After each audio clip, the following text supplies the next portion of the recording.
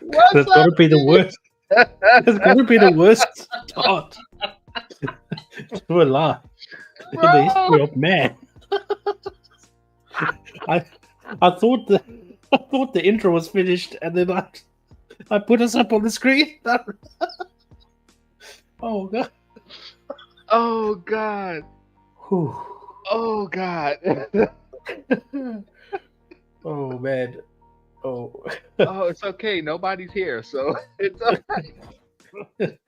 Some replay comedy. Oh, replay comedy for real. Oh, What's oh up, my god, peeps? bro. I'm Ella JKL. Awesome. That's my boy Pops. No, you're right. That's right. Because Oh, we got to get used to this camera thing again. Yeah, old school. We used to have it reversed, so I used to have to point that way, even though you were on that side. But now it's right, so I got to point that way because you're over. No, you were right. You were right the first time. No, I think. I, Yeah, you're pointing it. Well, according to my screen, you. I don't know. I think they've changed according things. to my screen, you're on that side. Let me see. I think they changed things around. Oh, in case you don't know, we haven't done a live stream together in years. Almost close on a year, yeah. Oh, Holy God. crap, it's been long, Hubby. Yeah. And Oh, shit. they changed up StreamYard on us. We don't have access Big to time. none of our stuff because we have the free version. We used to do the paid version and had everything, but then we stopped doing live streams. What are we paying for StreamYard? So now we come in, figure, hey, let's just do a live stream and have some fun. And guess what? StreamYard ain't giving us none of our stuff. So we have no videos, no access to backgrounds, nothing. So we tried to rig something together, and it didn't really work how we wanted it to, but here we are. Listen, in fairness, I think we were actually paying for StreamYard for like a good couple of months after we stopped doing live streams, and then I think it was you that copped on, and you're like, "Whoa, yeah, what are we're we not paying for free? Well, we're not paying for free, man." Oh man, I don't even know what the rates are anymore. It's probably something ridiculous, but listen, if we start doing this on a weekly basis again, then we'll pay for StreamYard again. Other than that, nah, it's okay. We'll figure something else out. Yeah, I'm but sure anyway, there's alternatives or something. I don't know. Yeah, right. Anyways, what's news with you, homie? What's news with you? Listen, bro. I'm tired. I had some health issues, so can't be hitting the gym the way I used to. Put on some weight. I'm getting old, bro. You're getting old, man. I don't like it. I turned the big 4-0 this year, man. Congrats. And you turned like the big 60 or something, was it? Wait, bro. Hey, you know what? I'm gonna tell you, if I was 60, I'd look damn good for 60. You're good for 60, yeah, for sure. But I'm only 51, and you know what? I look damn good for 51, but I'm starting to feel it. I thought you were like exactly actually 10 years older than me. I didn't know you were like the weird amount of like 11 years. Yeah, I thought so too. Like when we talked all them years ago about it, I swore we were like 10 apart, but yeah, we're 11 apart. I don't know how that happened. Weird number, man. What the? Do you want to try over? Can you start over and try again? Oh, jeez. Oh man. But yeah, I'm doing all right. I got for those who don't know, I work for New York City Transit, and I don't know if you remember, but every like 6 months or so, we go through our pick, where we repick our jobs. It goes in seniority order, all that good stuff. Well, they just changed our work program for us over on the L line, which is where I work, which means the jobs that we have are different, like the hours, the times, the amount of work we do, whatever. So it's like everybody on the line is just like, oh my God, what are we to do? And people are picking different stuff. Well, I pick Monday, and the job that I usually pick, somebody took it. Assholes. What the hell? So, I mean, it is what it is. It's a seniority thing. I'm not really upset about it. But all the other jobs that I would typically want to pick, I'm not going to do, because there's no money on those jobs. Yeah, Meaning yeah. you paid either 8 hours and I make more money than just a straight 8 hour job, or you got to do a lot of work within those 8 hours. Listen, nobody wants to do more work than you have to in 8 hour time. If you can pick another job where you can do less work in that same 8 hours. So I may end up going to PM shift. So Yeah, that's but gonna I think whew. you were on like early shifts. I think you were getting up at like 4:30 in the morning or something. I think Yeah. I I used to be remember to work back. at 4. Like right now, I have to be to work at 4 in the morning. I mean, luckily it's only right down the block, so it's not that bad. But Yeah, now I'm gonna be well, it's not official yet until I pick Monday, so we'll see. But I'm gonna end up having to be to work at 2 in the afternoon. So yeah. That's a thing that's happening. Oh, this is wild. It's wild. And I'm like, it just is what it is. I don't know what to tell you. So yeah, I'll be doing that. But but you have been hitting the gym though, because obviously on socials on Facebook and stuff, I see you oh yeah, yeah, yeah, showing off that you can actually run on a treadmill and yeah, yeah. do I things mean, like that. I haven't lost it all, but I'm not where I used to be. Oh gosh. So you know, and another thing with StreamYard that used to be free, we used to be able to stream to both channels at the same time, Oh and yeah. we can't stream to both channels at the same time now. You have to have the subscription. So we're only streaming to my channel mainly because I set up the stream. So I was like, oh, we're gonna stream to my Yeah, I channel. don't mind if it's on your channel anyway. That's I forgot to. I was supposed to hit you up and be like, bro, you okay with that? But after I did it, I went to try and take a nap. So I fell asleep for an hour. I was like, man, this yeah. StreamYard, they just took everything away. They left us with bare bones. They sure did. They sure did. And you know what's even worse is we can see all our stuff on here, like all our videos and banners and everything is there, but we can't Yeah, use any of it's it. actually So it's it's a lot. teasing us. It's a lot more than I remembered. And then as I was cycling through the stuff there, I was realizing, wait, we used to use these things like every week. Yeah, It's crazy. Like, yeah. And it's like we just like right now, I'm just looking at it. I got for those who may not know, I have my dual screen now, so my laptop here with the broken screen, but the actual monitor over here, and all our stuff is up here, and we can't. We like you click on it, and it's like the free plan only comes with one example video, and the only example videos we can use are their countdown videos. You know, the just starting stream videos, and they have some more over here, but it's like it's wild. It's wild. It freaking sucks. Oh gosh. bare bones. Yeah. So we only got a few people here and only 2 people in the chat. So I'm just saying what's up to people in the chat. Yeti756, what up? How you feeling? Hey, Thank you for Yeti, showing thanks for up, stopping hanging out by, with us. homie. And Appreciate Strange you. Dog. What's going on, Strange Dog? Strange Dog, how One you of doing, homie? the one of the usual suspects that comes to hang out on the Bearded Barbarians live Yeah, stream that's cool. when we do it. And all right, speaking of those clowns, I was gonna say something else. Speaking of those clowns, we're supposed to go live last night. Usually I'm Yeah. not available to go live. I'm tired or I got things to do. I was live with them last week. I said, you know what? We'll go live with them this week. At least that way I can promote our live today. Like, hey, I'm going. They canceled the live. How dare they? Ready to go live? Get some free promotion to be like, yo, come hang out with me and my boy Pops Heat, Hot Popics. We ain't done one in a minute, and they canceled the live. I was like, come man. on, bro. What are I think y'all doing? I think there was like one night I couldn't sleep, and I jumped on. Yeah, I think you did. I wasn't there. I wasn't there that night, but I remember you were in the chat when I was watching the replay, and I was like, of course he would be there when I'm not there. Like I couldn't sleep at all, so I thought, okay, well, what's happening? So I checked YouTube quickly, and I saw Barbarian was on. I was like, wow, he's still doing the lives. That's amazing. So I jumped on quickly, and I was like, hey, how's Yeah, it going, homies? You know? they still go almost every Thursday. How we like to say, all what every almost possibly sometimes every Thursday. So hopefully they go live next Thursday.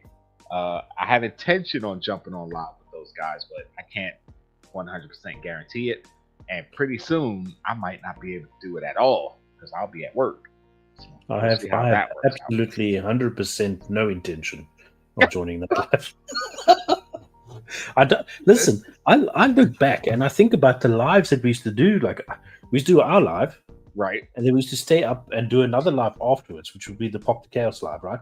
Yep. And then Barbarian will do his live on Thursday, and I'll do all of them. I'm thinking, how the hell did I survive staying up so late every So night? late all the time. Yeah, I try and do it now. I'll be like a zombie. Like after I sleep normal hours now. Yeah. I don't sleep. You know what I mean? Like, oh man.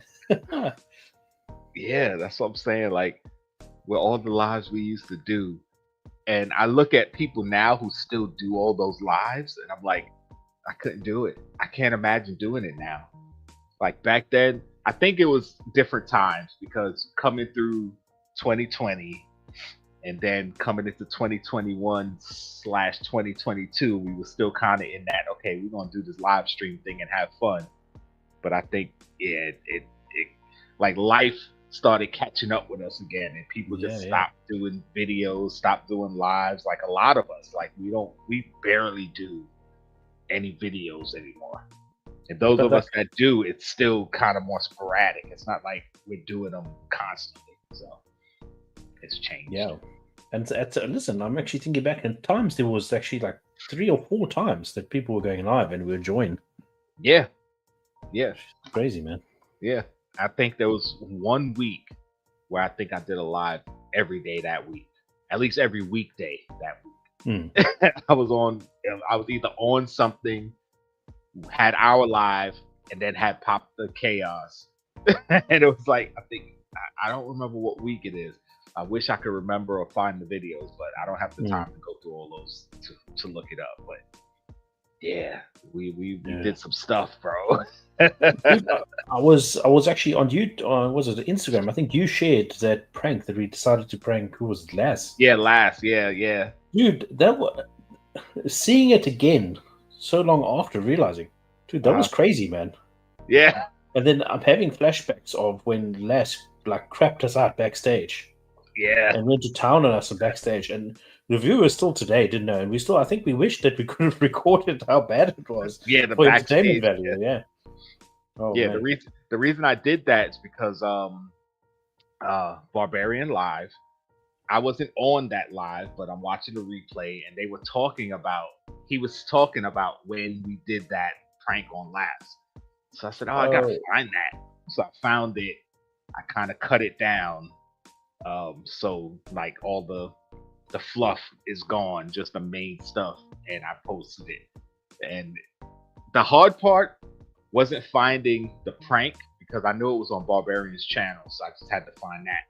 The hard part was finding the aftermath because we didn't do that on Barbarian's channel. That was on Chase's channel. Chase was the one. I was going to say, I think it was, yeah. So I had to find that. I was like, it's got to be April 1st, but his lives, for whatever reason, it was weird. So long story short, it took me a minute to find it. But yeah, that was like looking back on it when we were doing it live, and I'm like, I don't remember it being like that bad or that like intense. It kind of in the moment it felt like it was I don't even know how to describe it. Like I remember it in the moment it being more chill, but watching it back, I feel like that was kind of bad. But listen, we acted very well that night. That night we did like Oscar nomination acting because I started believing it. I think everybody started like, and I think just so because we followed through so well, And like, oh man, like because it's everybody was in on it besides Les, I think. Glass. Yeah, she's the only Yeah, one who didn't know. Yeah. It's like you were there and you were believing it. You were believing the replay, like, wait, I was there. I know what I was happened. watching it. It's like I said that. It's like I still said like along the lines like no, we shouldn't have this. Let's just like vote him off the island. What? We just vote him off? Like he shouldn't be. Yeah. He's not committed. I think we were talking about new and old or something. I was like, what? Yeah. How did I sound so harsh? Like? Right? Oh God. I'm sorry, I'm typing something which I should have had ready before. But yeah, that was a wild time.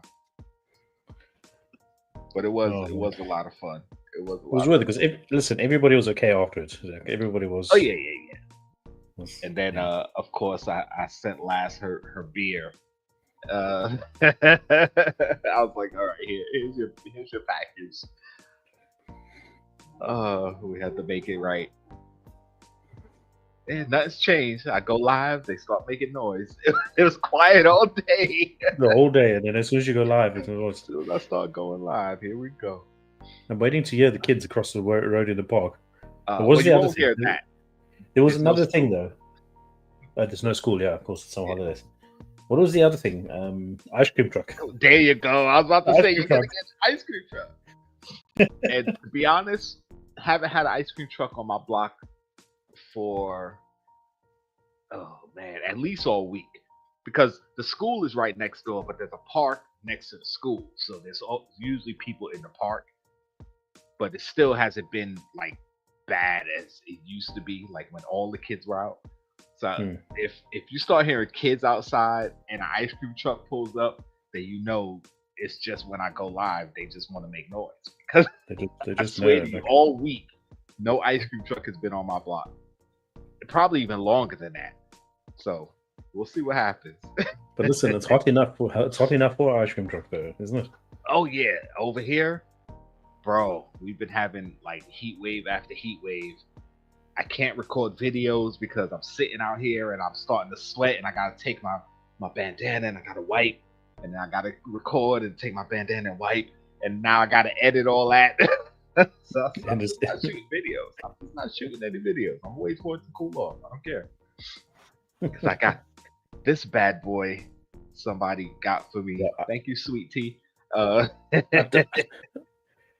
don't even know what that is. What is it? Is it actual Funko Pop? Is it another product or what is it? No, this is Thrill Joy, baby. The Thrill Joy. Oh, is that little blue thing you got at the con? Well, yeah, the company where I got that badge from. Yeah. Yeah, that's Brian Mariotti's new company, Thrill Joy, and somebody got it, picked it up from a Hot Topic down in Florida for me because I couldn't find it. It was sold out almost everywhere. So I'm hoping. I mean, I want Superman. I want all three because you can either get Superman, or you can get the Chase, which is Crypto. I don't know if you can see it well, or the Super Chase, which is Lex Luthor. And Lex Luthor, one of my friends, she gave me the name a long time ago, Les Luthor, one of my best friends. So, and I'm a Lex Luthor fan anyway. I'm a Superman fan. So I'm like, all right, it fits. And I want to get all three of those. And they got Voltron, and they came out with Animaniacs. I want those. But now, in that box there now, it's either that or the Chase, is it?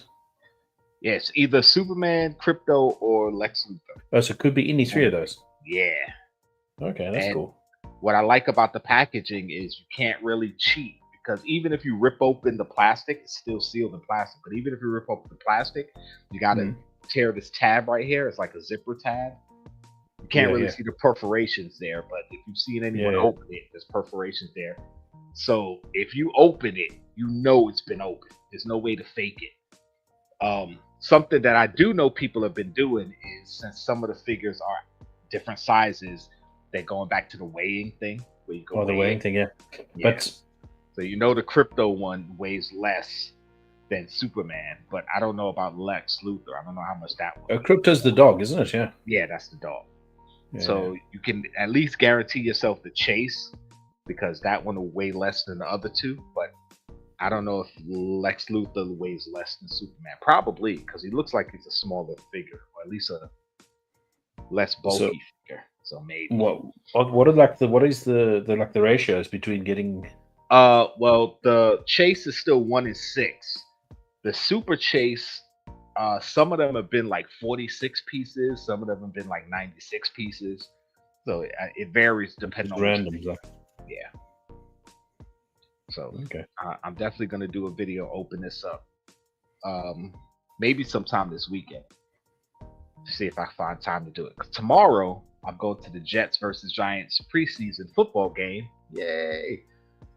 Me and my sister, we usually do that every year. And then Sunday I might be working overtime, so I don't know. We'll see. Yeah, like some of my colleagues at work were talking about Cowboys. They're big Cowboys fans, Uh and Cowboys lost to some people that's not even on the in the league or something normally or something. I don't know, because this is all pre-league and stuff. Is it Yeah, right now it's preseason. preseason? Yeah. Yeah.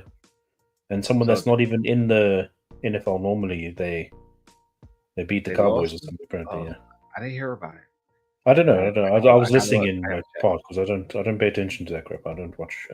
Right. You're like, you don't watch American I football. don't watch American football. I'm a rugby guy, man. I'm a rugby guy. More intense. That's right. Yeah, I think like the only newer things I've got, and I finally got the one Fire Force pop that I've been looking for. Okay. I got on a good deal on Facebook, and then Sweet. Rian got me finally the chase of this Luffy, which is cool. Oh, sweet. Yeah, Is that the Gear 5? the Gear 5 chase. Yeah. Yeah. Okay. So I think that's Nice. like the newest ones I've got. Yeah. Otherwise, I haven't really been buying. But I need to catch up because there's like 1,000 Luffys that I still need to get. Yeah. Now they went One Piece crazy. It was a point where you couldn't get a One Piece pop. Now everywhere you look, there's One Piece pops. They just drop. But like, have you seen the get to like the list of all the One Piece? It's massive, man. Yeah, I Like, mean, I haven't didn't seen it, realize but I can imagine. there's so many. Like, I was like, what? I'm so glad I decided to give up on collecting all the One Piece pops, like, because it's massive. It's Yeah. just so many. Like, Yeah, and imagine how I feel with Star Wars pops. Like, yeah. So I'm happy just collecting Luffy's at the moment. That's yeah, I'm gonna take over everything. Yeah. I don't blame you because I just got about 6 Star Wars pops from same person who got me this. Thank you, sweet tea. Mhm. And and I still have a crap ton more that I need to get. But I just need to keep going through my Funko Pop collection tour because, man, damn, I got a message on my screen saying that my Wi-Fi connect, my laptop's plugged in. It shouldn't even be on Wi-Fi. Oh boy, I think my I'll try laptop. and switch the Wi-Fi thing off or something. I No, don't know. I'm not messing with it. It I'm just went dude, away. It came in and out. And I'm like, why is it switching to Wi-Fi? It's plugged in, but it is what it is. I'm not messing with it. But yeah, we are going to transfer to our main topic in a second. I do want to ask you though, like, yeah. we haven't talked Funko in a minute, Yeah, and you know, we actually everybody's like, spoke oh, about it 2 seconds ago. yeah, no, Ooh. touche. Okay. But Okay. you know, since we've started collecting Funko, Yeah. started doing our live streams. Oh, Funko's dying. Funko hasn't died yet, but the stock price is like $2 and change right now. Listen. Sam actually sent me a screenshot, and I actually wanted to. She said, "Yeah, bring this up on your live because you and JKL can talk about it." It's as of this photo that I got, it's $2.82. That's what it's sitting at the moment. Like, Yep, 282. And it was because it's now in the minus. So next to it says -10. So it was €12 or $12. Right. And it's dropped dramatically. Right. Yeah, I think it actually got a boost because a couple of days ago it was around 240, 250. So because they just announced that they got a new CEO. He's a CEO. He used to work at Netflix. I think he used to work at he wasn't the CEO of Netflix, but he worked at Netflix. I think he Hmm. worked at Disney. So I kind of feel like that kind of boosted it back up to the 280s because it was around 240, 250 maybe a week ago. But the thing is, people keep saying, "Oh, is Pop Funko's dying? Funko's dying," and while I'm not gonna say jump on the Funko's dying bandwagon, it was declining for me as far as the things that they were doing. I'm still a fan, and they were still coming out with stuff that I wanted, but I was just kind of like, yeah, nothing new that they're coming out with, or at the cons, I'm really excited about. Like, oh my god, I gotta get. But they turned things around a little something something, and now I'm starting to see some exciting pops coming, and I'm like, that's the excitement that I've been looking for. Like, yeah, I'm not gonna get all this stuff, but I'm excited about what's coming out. So I want to know what you thought. I don't know how much you've been involved in what's been happening with Funko, because like you, only doing Star Wars mainly, and maybe I'll get a different one here or there. I know you're mainly One Piece, but maybe you'll get a wrestling pop here or there. So, what do you think about Funko? But like on 2 points there, going back to that stock thing, and there was a hey Kenneth, how you, bro? James Woolley, how you doing, bro? So, going back to the same, Sam gave me or sent me another screenshot, and the headline is Funko loses 41 million, in brutal quarter. Yeah, that's wild. Right. And then the sub-headline, this was on the 8th of August, and then the sub-headline was 28% US sales declined. Yeah. That's hard, dude. That is hard. But the problem is, you know what? Do you know what? And this is going to get into like, oh, this is the part of the segment where I usually rant. I start getting angry and I get worked up. Rant. No, listen. The thing is, though, like, Funko would always be Funko, and I hope that they actually do. So I'm just trying to hit live back on there. I hope Funko stays around for a long time because I really do enjoy collecting them. I don't collect in a mental state anymore, like just buy. Right. There's obviously, as I said a few moments ago, there's a lot of Luffy's that I still need to collect. Right. That I want to collect, and there's a lot of anime pops and some wrestling pops that I still want to get, and I hope it doesn't die out. Right. Do you know? Because luckily enough, for someone like myself, the pops that I have is pops that I'll keep regardless if the company is still around or not. Right. If you know what I'm saying. Yeah. But then I feel sorry for those people that have got collections of thousands, great magnitude. Yeah. Do you know what I'm saying? And then they're gonna start feeling what we perhaps felt at the stage of, like you were saying, we didn't really feel into Funko that much anymore. We decided to shorten our list and only collect certain collections and etc. You know. Right. They're going to start feeling because they didn't feel that like we felt it earlier on, but we only felt it earlier on because I don't know what the reason was. We only, I don't know what it was that we felt it. I think for me, I felt a disconnect because I couldn't get into all the exclusives all the time and that sort of stuff. Right. And that was my disconnect. Right. But when you like a whole lot of them, like for example, what was his name, Wanko, for example. Right, yeah. And I'm not using him as an example, bring heat and everything, even though it's in the name.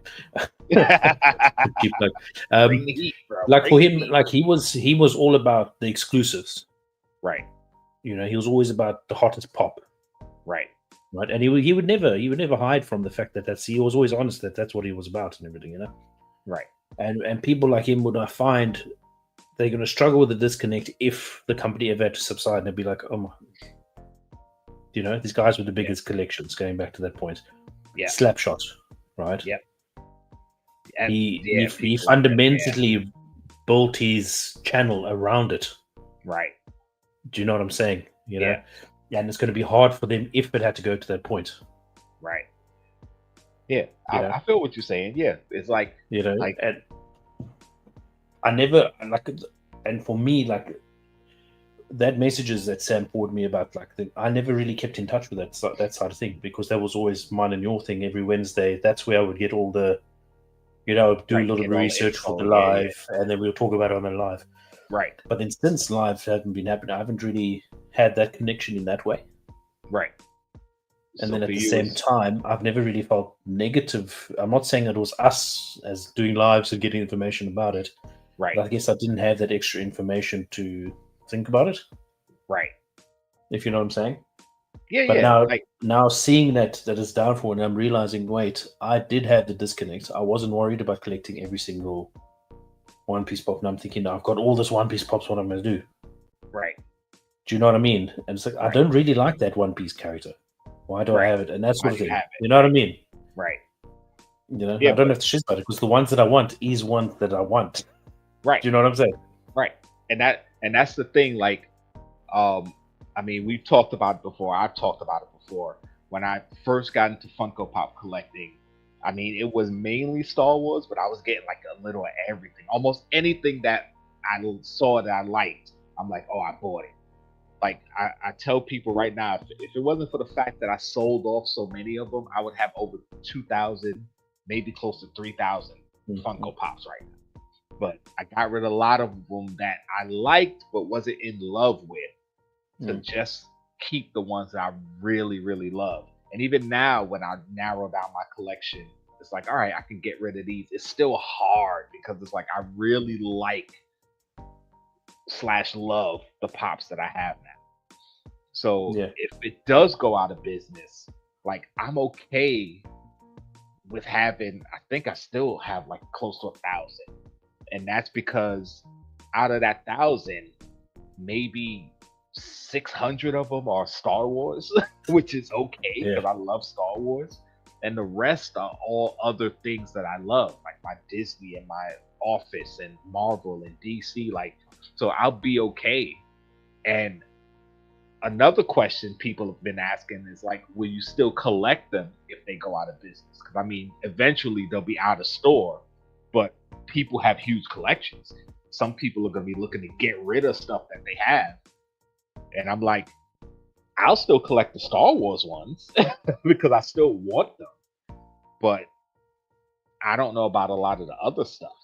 And I'm not going to be looking to get rid of my collection because, like I said, I've narrowed it down to the stuff that I have, the stuff that I really love. So I'm not going to be like, oh, now I got this huge collection. What I'm going to do with it? I'm going to be like, all right, I'll probably box up most of them and put them in a closet, but I'm not going to be upset. But at that point now, you see, then at that point, if it ever had to get to the point, and I sincerely hope it doesn't, I would be able to say, oh, well, that's cool. Now it'll be a little bit easier now for me to get those Luffy's that I was struggling to get, or that One Piece ones, or the wrestling ones, etc., etc. Yeah, right. It might be easier for you to get some of that stuff. Yeah. Now, playing into the whole thing is what Funko is still doing, and they're faithful to what they're doing, is they got no idea how to do anime pops. It pisses me off every time. It makes me angry. I get it. I just... Oh. The thing is, you know what, like, you know what, I don't think they literally have the right people working in this, like the departments, if they even have people working in departments. Okay, so who's running Disney? Who's running that? I think they got someone that's with Disney running anime. Right. I think it's all under the same category. Do you know what I mean? Yeah. Oh, this looks pretty. It kind of looks like the guy on here. Like, they don't, like, and I always moaned about this all the time when we were live, right?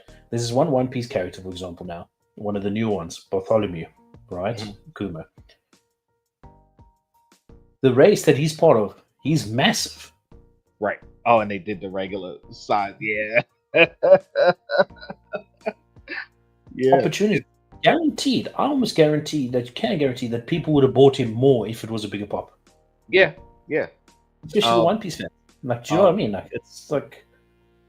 Yeah, not to get off of what One Piece, but similar to what you're talking about, they just dropped the Onslaught pop. It's a Marvel character from was it SDCC, I think, and his character in the comics is bigger than most characters, but they dropped it as a 4-inch, and everybody was expecting it to at least be supersized, and I wanted that pop because I love that character, and I'm like, Not if it's a 4-inch though. Like, come on. So to go to your point, like, yeah, why do you do that? Come on, Funko. And the thing is, I've always said anime pops, even though I don't collect them, even though I don't know a lot about them, certain anime pops, just me seeing it, I'm like, yo, that pop is fire.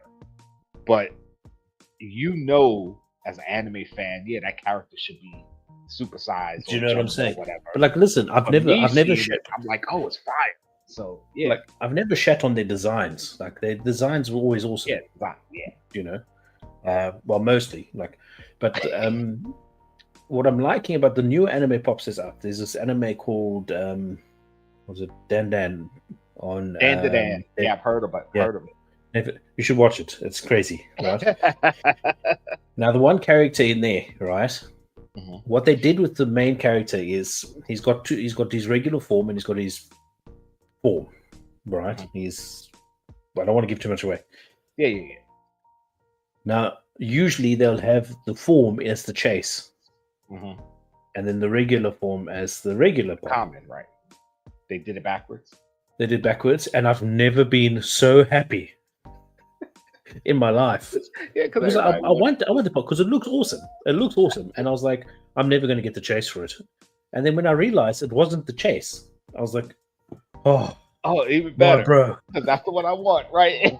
And what makes it better though is those chases, right? Even if I want him in his regular form, it's going to be dirt cheap because nobody likes it. Yeah. Do you know what I mean? I'm like, what a win, you know? Yeah. Oh Yeah, man, I was so happy. And do you know what wrestling pop they just like dropped, and it's taken him forever to drop it. But I suppose it makes sense now because he's come back to WWE. Is CM Punk? Right. They got him in the sitting down pose when he was doing I saw that one. Yeah. I was like, I think I sent you that. yeah, you sent me the picture of it. Yeah. Okay. And I'm like, bro, it's taking forever. And then they got to Damian Priest climbing up the Money in the Bank. It doesn't look like Damian Priest at all. It just looks like some random character. I'm thinking, oh, they did Damian bad. You know? But you know what pop I'm excited to see though? I wonder if they would make it is a Naomi pop. Yeah, caution. The new caution. That's what I was going to talk to you about. Bro. Listen. One step back. One step forward. I don't know if you've seen her backstage riding her little carry-on thing. They should have her on like a carry-on. Like it would be perfect. Yes, I'm telling you. And in the transition, let's go. I'm loving her run, and now she's out. Suppose we were just talking about it backstage. Pregnancy rumors. If it's true, I'm super happy for her and happy for them as a family and all the good stuff. But at the same time, to be selfish, it's like, come on, Naomi. Yeah, that's for sure. But listen. On the topic of the wrestling, though, listen. The last few like full male and female pay-per-views have been decent enough. Yeah, but Evolution is by far my favorite pay-per-view this year. So good. I think it was brilliant. Not many people think so, but I think it's the whole idea of it's female wrestlers. We don't know what. Yeah. But the crap that I think there was one match that wasn't as good as the rest, but it was still a good match. It was the Trish and what's her name? Tiffy match. Tiffy. Yeah. That was the least entertaining match, but it was still entertaining. Yeah, and I love both of them. Do you know what I mean? And I was kind of like, that match was okay compared to the rest. It was okay, but it was still good though. Do you know what I mean? Like, if that was the worst match, then holy crap. Do you know what I mean? Like, that's what I'm saying. Like, and people are talking about. I mean, that's the night where Naomi cashed in. Yeah. Oh, so good. Like, nobody saw that coming. So good. Like, it was the opposite title, where she was plotted. It was brilliant, and I was waiting the whole day for you to like. Is he watching it yet? Is he watching it yet? Is he watching it yet? And then you said, "Well, I'm watching it in parts. I'm at this much," and I think it was like 5 PM for when my side when you finally told me, dude. Yeah, Naomi. I think I text you Naomi in all caps. And funny enough, like Sam, she's like, "Oh, JKL's gonna like this." Has he messaged you yet? And I said, "No, I don't think he's watched it yet. I think maybe he's at work or something." And she's like, oh, like she even knows what like a big fan Yeah, we are. because I did have to work, so I was watching it like typically after a pay per view because I don't work Sunday unless I'm doing overtime, and I was Hmm. doing overtime that Sunday. So when I got up, uh, I I usually put it on my phone. So wherever I am in the house, I have my earbud in. I'm walking around doing whatever. And of course, I shower. I take the earbud out. I shower, but I'll have it playing while I'm doing stuff and kind of just keeping an eye on. Oh my god, that was cool. Do what I'm doing. Holy crap, that was cool. So usually in the morning, I can get in a good hour, maybe hour and a half before. Okay, now I'm at work. I can only watch maybe a few minutes here or there. So it wasn't until later that night when I got home that I finished it. And I was just like, oh, wow. Oh, my God. I was so happy. I swear, if you could have heard me scream in my house, I But was it like, was oh, my good though. God. Oh, my And then God. I think like SummerSlam. No, it wasn't SummerSlam. I can't remember. It was directly after. I remember watching it. Saturday night event, main event, I think, or something. And I thought, Maybe that. what a shitty pay per view, man. Like I was thinking, it wasn't that good. Well, good Like thing because I it's was not a still pay-per-view. reeling high from the Evolution pay per view. I thought it was so brilliant, man. You know. And I think there was also NXT pay per view that same week, and that was just as good as well, right? And Yeah, that everybody's weekend. sleeping Yeah. on these two pay per views, and I'm like, oh, dude. Yeah, I still don't watch NXT. Like, I'll hear stuff about things that's happening, and if it's something I'm interested in, then I'll go on YouTube, find the clips or whatever. But yeah, I haven't been watching that. Like, I barely watch SmackDown. I'll just get the highlights. Like, I watch Raw because it's on Netflix, so it's easy. But I can't really watch SmackDown You because it's see, on USA.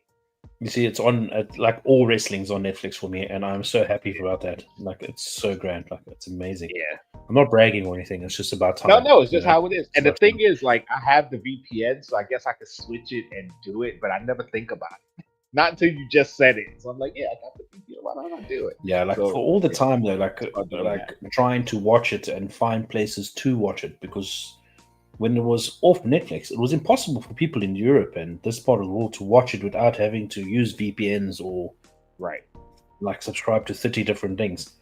right. And now that pay per views are going to ESPN, Yeah, I I don't know heard if you that saw it's that, coming Chaz, now. right? Yeah. Like I'm thinking, I can't help but think to myself, finally, the Americans know what we went through all the Yeah. time. Do you know what I Yeah. mean? Like it's like, And that's gonna be wild. I was asking because a friend of mine was talking about it at work, and I was like, "Well, I have ESPN, Hulu, and Disney Plus as a package, and Hulu is supposed to be going into the Disney Plus app, so they're getting rid of Hulu. It's just going to be a part of Disney Plus, and now ESPN is supposed to be getting pay-per-views, and they're supposed to be charging. I think it's $30 a month here. I don't know how much it might be for you guys over there, but it's like, what does that mean for me since I have those three as a package? Like, and I haven't heard anything yet. So they because they're better gonna have not. to They rebuild the better not package and screw everything. me. But surely they can't charge. Yeah. And the thing is, like, I don't really use my ESPN app that much. It's mostly my mom has a smart TV, so she has it on her TV because she watches a lot of sports. I don't watch No, sports like that she likes anymore. basketball, doesn't she? Yeah, she watches a lot of basketball and baseball. She watches football too, but she's definitely more a basketball and baseball fan. But yeah, it's like I don't know what that means. So we're just gonna have to wait and see. But that's wild. Like a lot of stuff's been happening, bro. Yeah. Listen, I know we got to get onto the topic and everything, but just to you've watched SummerSlam already, have you? Yes, I watched SummerSlam. Listen, I got annoyed like and What, which all these wrestling fans like oh I knew Seth Rollins was faking. what's I fake? Oh knew yeah, it yeah, yeah, wasn't real. And I'm like, don't talk shit to me, man. Like you're just saying that now because you want some free clout on freaking yeah, Facebook and all that crap. Like nobody saw that coming. yeah. Nobody saw that I coming. mean, the He thing posted is, legit pictures with his daughter walking in crutches. Like exactly. honestly, listen, I'm sorry, like I'm not gullible that much. I think I don't know, but like those pictures Right. were believable, man. Yeah. All of it was believable. Like they got me because when it happened, it definitely looked legit. So I was like, oh damn. Even the way LA Knight reacted, the way the refs react, like it looked legit. It looked like a legit injury. Okay, let's finish up this match, get him out the ring. You know, all the things they do when somebody gets hurt Yeah. and they can continue, but they can't really go.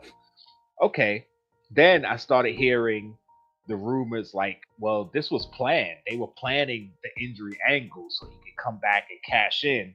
And I was like, oh, okay, so it's not real. But then, like you said, you seeing the pictures and videos of him walking around in the boot and on the crutches, and I'm like, okay, it's possible.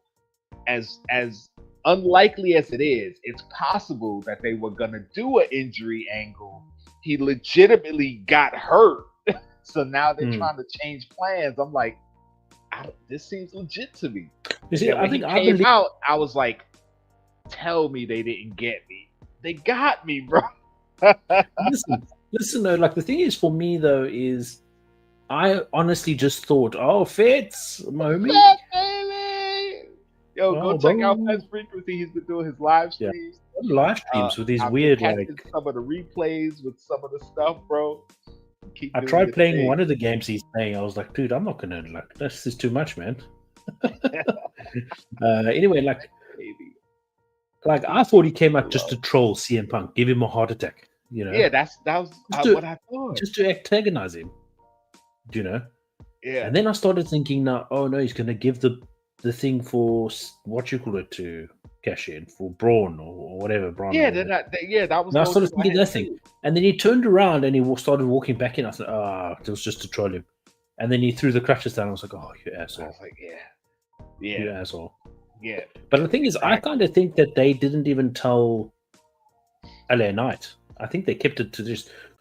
So Yeah, I'm excitedly now watching Unreal. I think I've watched maybe the two first episodes. I watched them all. Yeah. I can't wait till they cover the next 6 months or whatever it is. Yeah. And when they see this, and you know what I mean? Yeah. And I can't wait to see who they told and who they didn't tell, you know? Yeah, bro, I'm telling you, I haven't had that happen all week. Go live, here we go. I'm telling you, bro, it's something about me going live that all the noise wants to happen now. But yeah, I saw something. I don't know if it was on Unreal or maybe I was watching a YouTube video, but there was something where he said that nobody knew. Like they were talking about it and nobody knew. I don't think it was Unreal because I don't think Unreal went as far as SummerSlam. That's that, yeah. So yeah, that was wild though.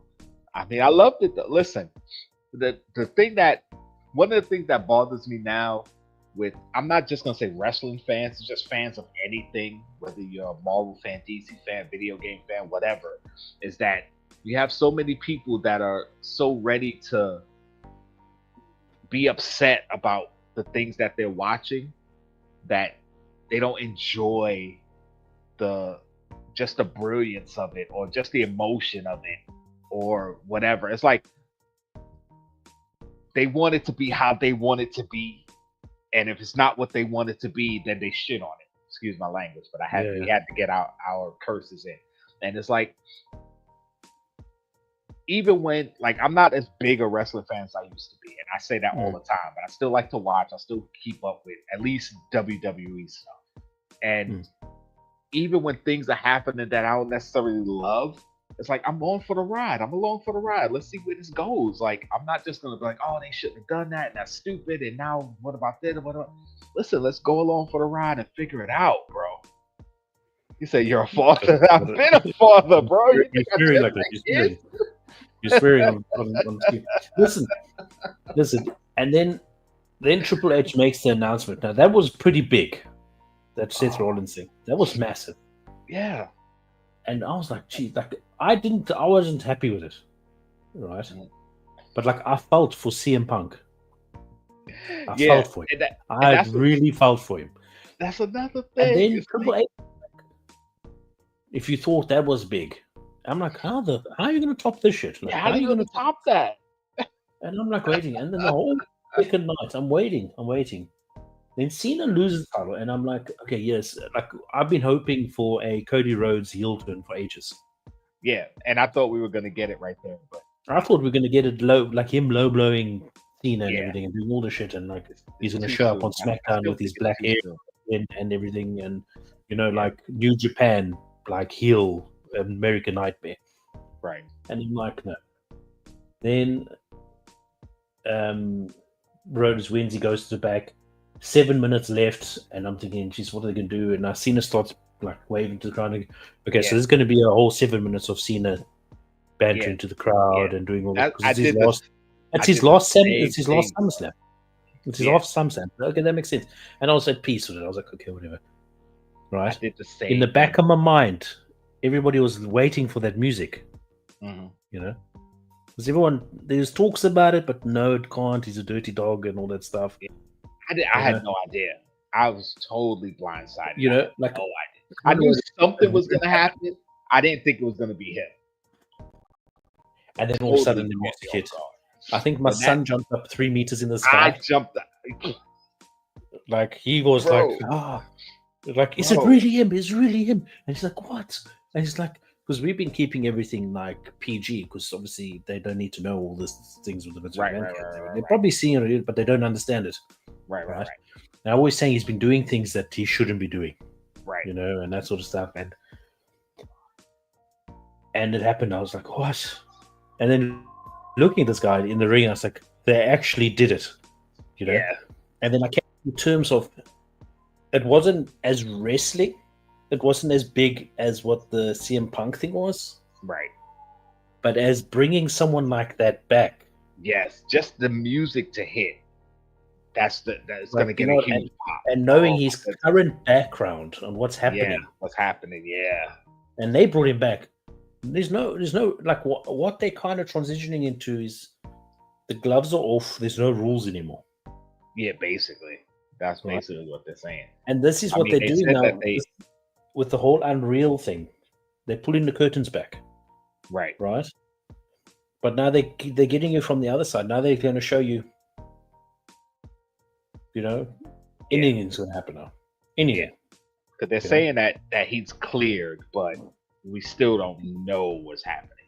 But I did watch a video about it that was talking more about the legal side of things, and they was the guy was saying that from a legal standpoint, if a company is willing to bring back somebody who's implicated in something like that, then that means even though the lawsuit's ongoing, that means that they must be close to some type of settlement to where it's basically over.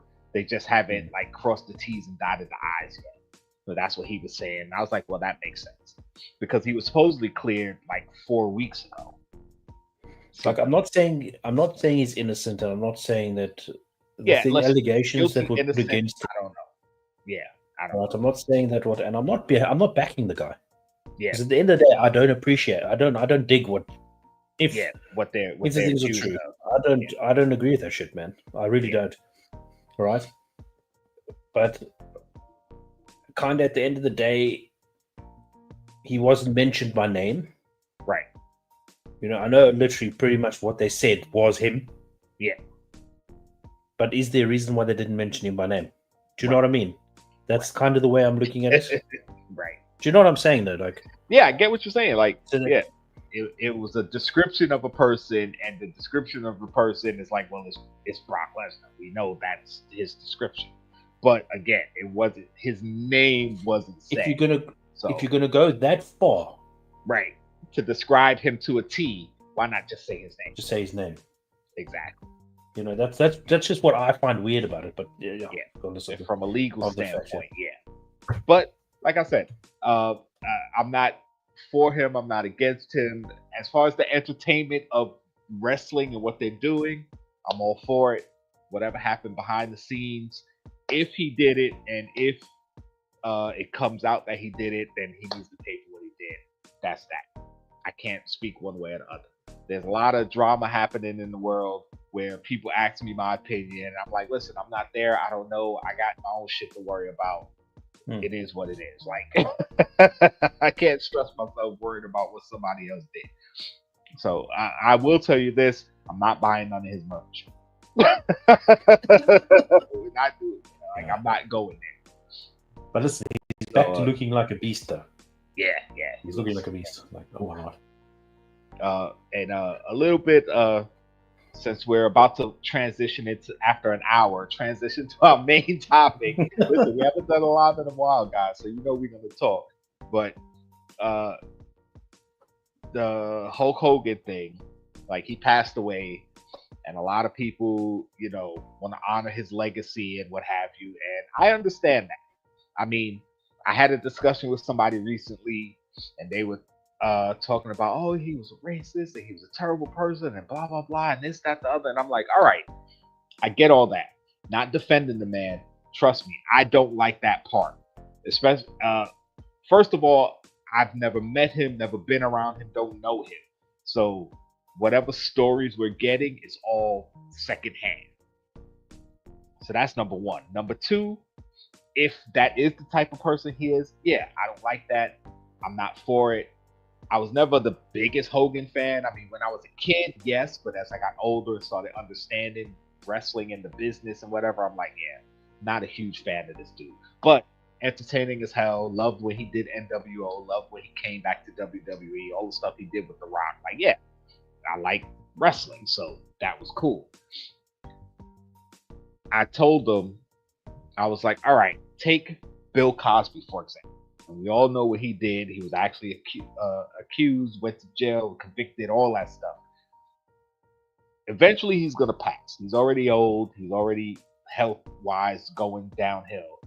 When he passes, people are going to feel the same. Now, I'm going to respect the legacy of what he did in entertainment, what he did with his TV shows, what he did for black people in entertainment. But all the stuff he did personally, yeah, I'm not for that. So F that guy. Yeah. So that's how I feel about Hulk Hogan. It's like, as far as the entertainment part that I grew up with, as far as wrestling, as far as what he did for the business, much respect, love him for that. But as far as the type of person he was, allegedly, like I said, don't know the man. Yeah, F that guy. So see, like, the thing is, my standpoint on this, right, and this whole Hulk Hogan thing, Hulk Hogan revolutionized wrestling today. Right, exactly. You cannot. He made wrestling, right. Essentially, right? He did. He changed it from wrestling to sports entertainment. Right. Right. That's what he did. Right. And for people to get sensitive, and I say this respectfully as much as I possibly can, to get sensitive about a word that is used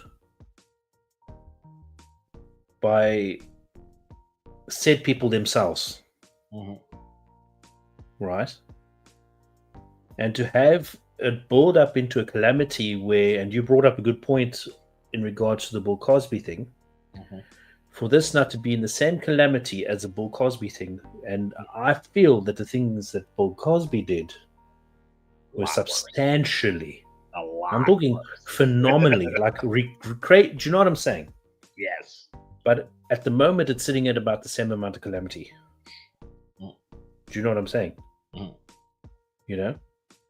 Right? And I could stand corrected on this, but to my knowledge, this was said to his daughter's boyfriend at the time. Boyfriend, yeah.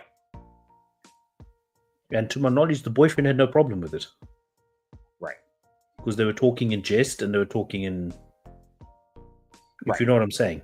Now, I'm not saying that when he said it and it was right and he should, and whatever, if he said it, that's what I mean. Right? The point I'm bringing is nobody was hurt. Right. Things that were hurt was egos. Yeah. It's similar. It's similar. Like, I just recently, again, Facebook memories. Something I posted years ago. It was a white person asking a black person. It was in like a theater or auditorium. They were talking about race relations, whatever. And they were like, "Well, I'm at a concert with a black artist, and he says the word in his lyrics, and I have to censor myself when I'm singing the song." And it's like, I'm not saying it out of spite or racially or saying it whatever, because you're I'm singing. singing along with the song. Should I feel bad about like saying it, or should I have to censor myself? And of course, there was a long discussion back and forth. My opinion is, if you're singing a song and you're singing along with the song, then I don't have a problem with it, because you, first of all, it's not a common word in your vernacular. You're singing along with a song, and it's almost like when they're swearing in a song.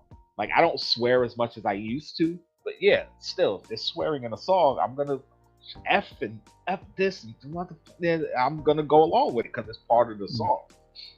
That doesn't mean that I speak like that all the time. So in that instance, it's like, it is what it is.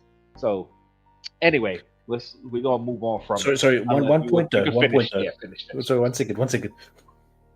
The thing is, right, and something I've never understood about this is power given to a word, right? And the way I see it is the power that was given to the word in the past. Mm-hmm. Why is the future giving power back to a word that had power from the people that you didn't want having it? Right. Do you know what I'm saying? Well, the issue is like I've said it, and I've heard people say it, and professors talk about it, psychologists, everything. Words in and of themselves don't have context. Like, if I was walking past you on the street, you don't know me, and I just go, supper, and just keep walking, you're gonna be like, okay, what about supper? You have no idea. It's just a word. Right? Yeah. But if I screamed at you, supper, you might still no real context, but you would take that aggressive because of how I said the word.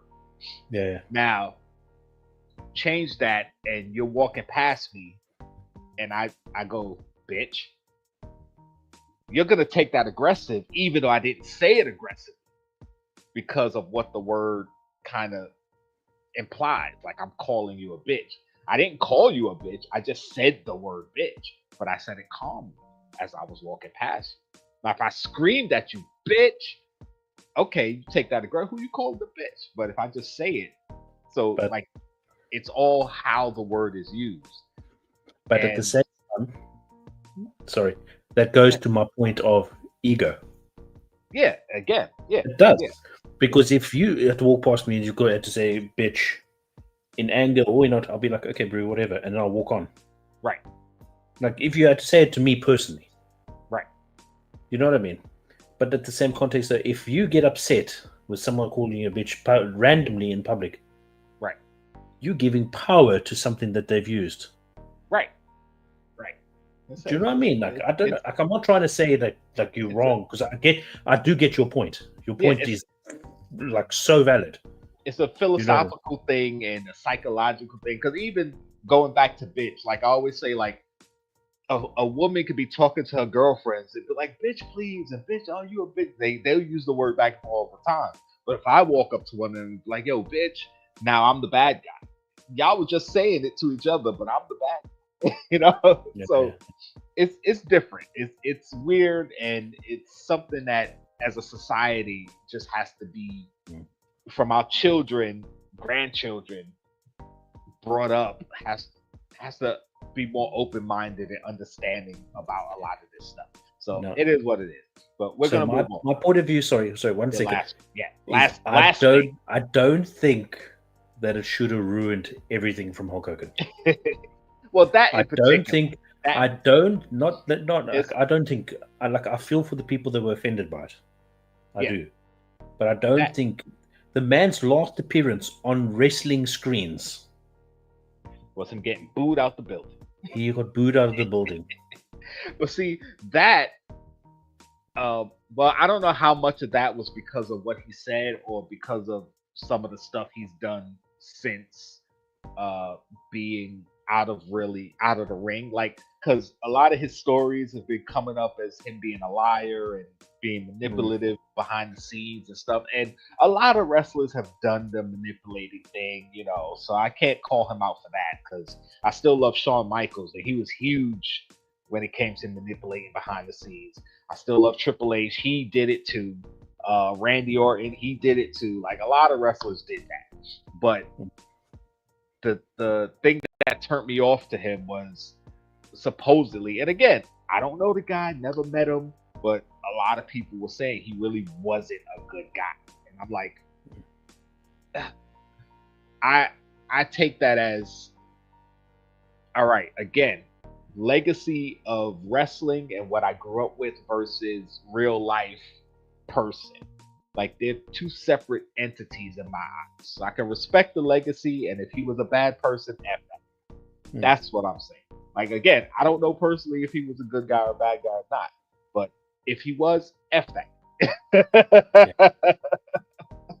But he's passed. Let him rest in peace. I don't have any problem. I'm like, everybody can argue about it if they want to.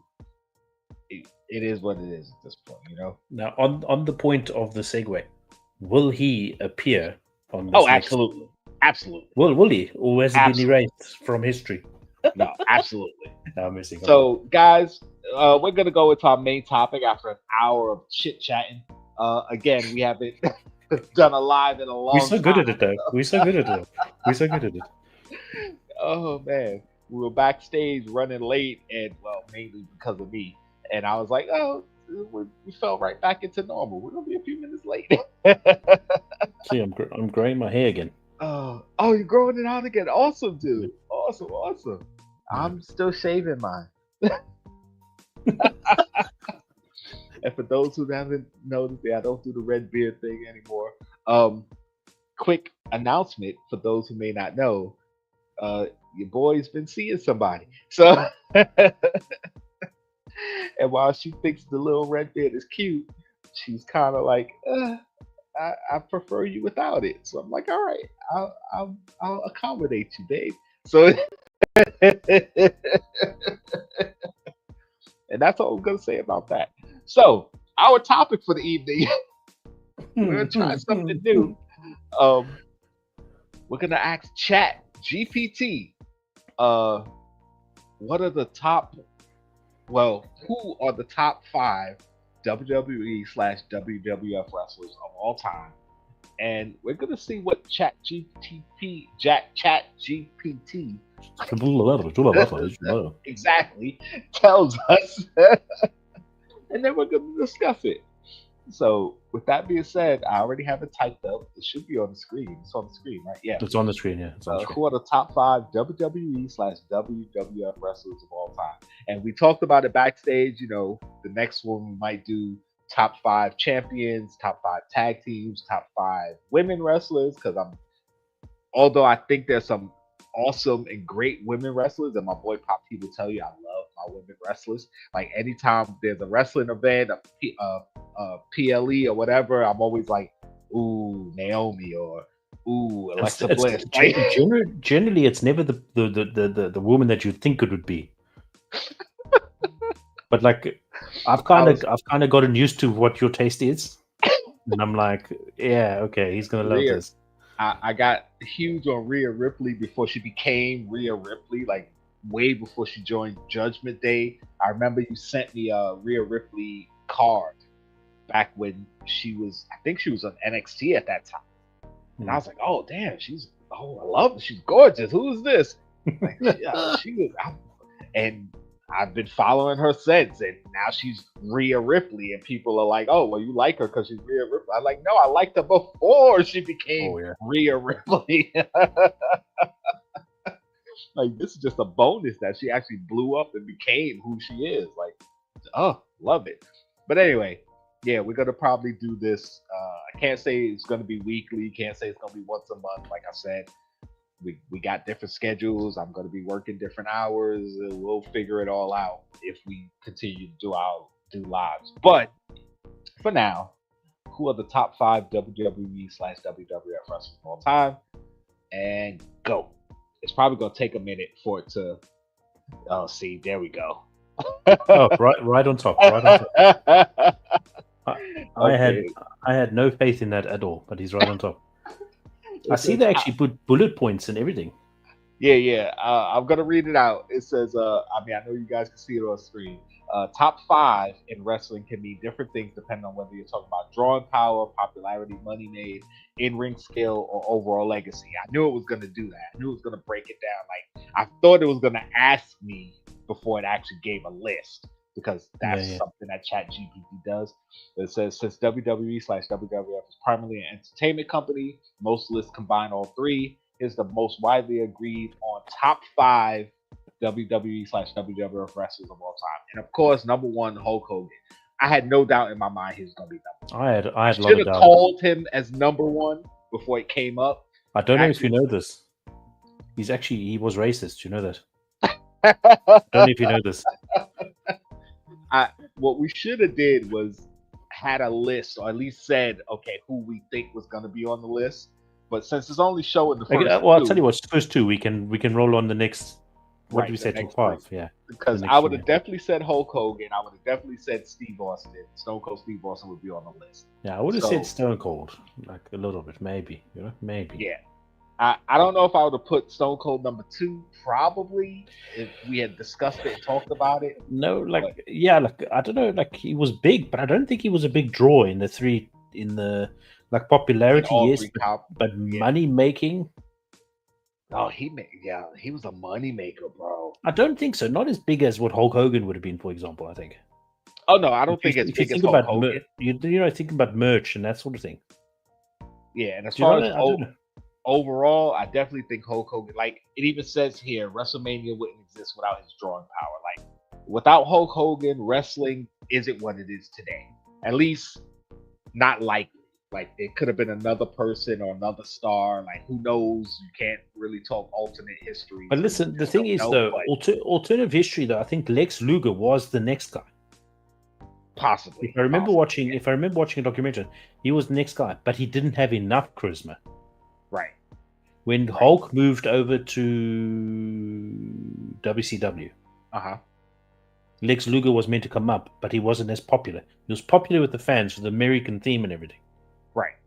But he wasn't popular enough, so they couldn't. Anyway, I can talk all night about that. Sorry. Yeah. But yeah, Hogan. Hold on, give me a second. Oh my God, what is going on here? It's my screen, guys. You guys can't see it, but yeah, my screen is wild. All right. So Hulk Hogan, this is the face of the '80s wrestling boom. We all know that. Mainstream icon who helped WWE go national. Yep, and WrestleMania wouldn't exist without his drawing power. Yeah. So I definitely would have said him number one. Like I said, I don't know if I would have said Steve Austin number two, but I definitely would have him. So who's number three for you? Who's number three for you? Yeah, before it comes up, hold on. The single biggest star of the Attitude Era, true, I believe, carried WWE during its most competitive time against WCW. True.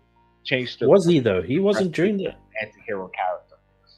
I think he did. Listen, I'm not the biggest Stone Cold fan. Like there were times where I was like just sick of him, but on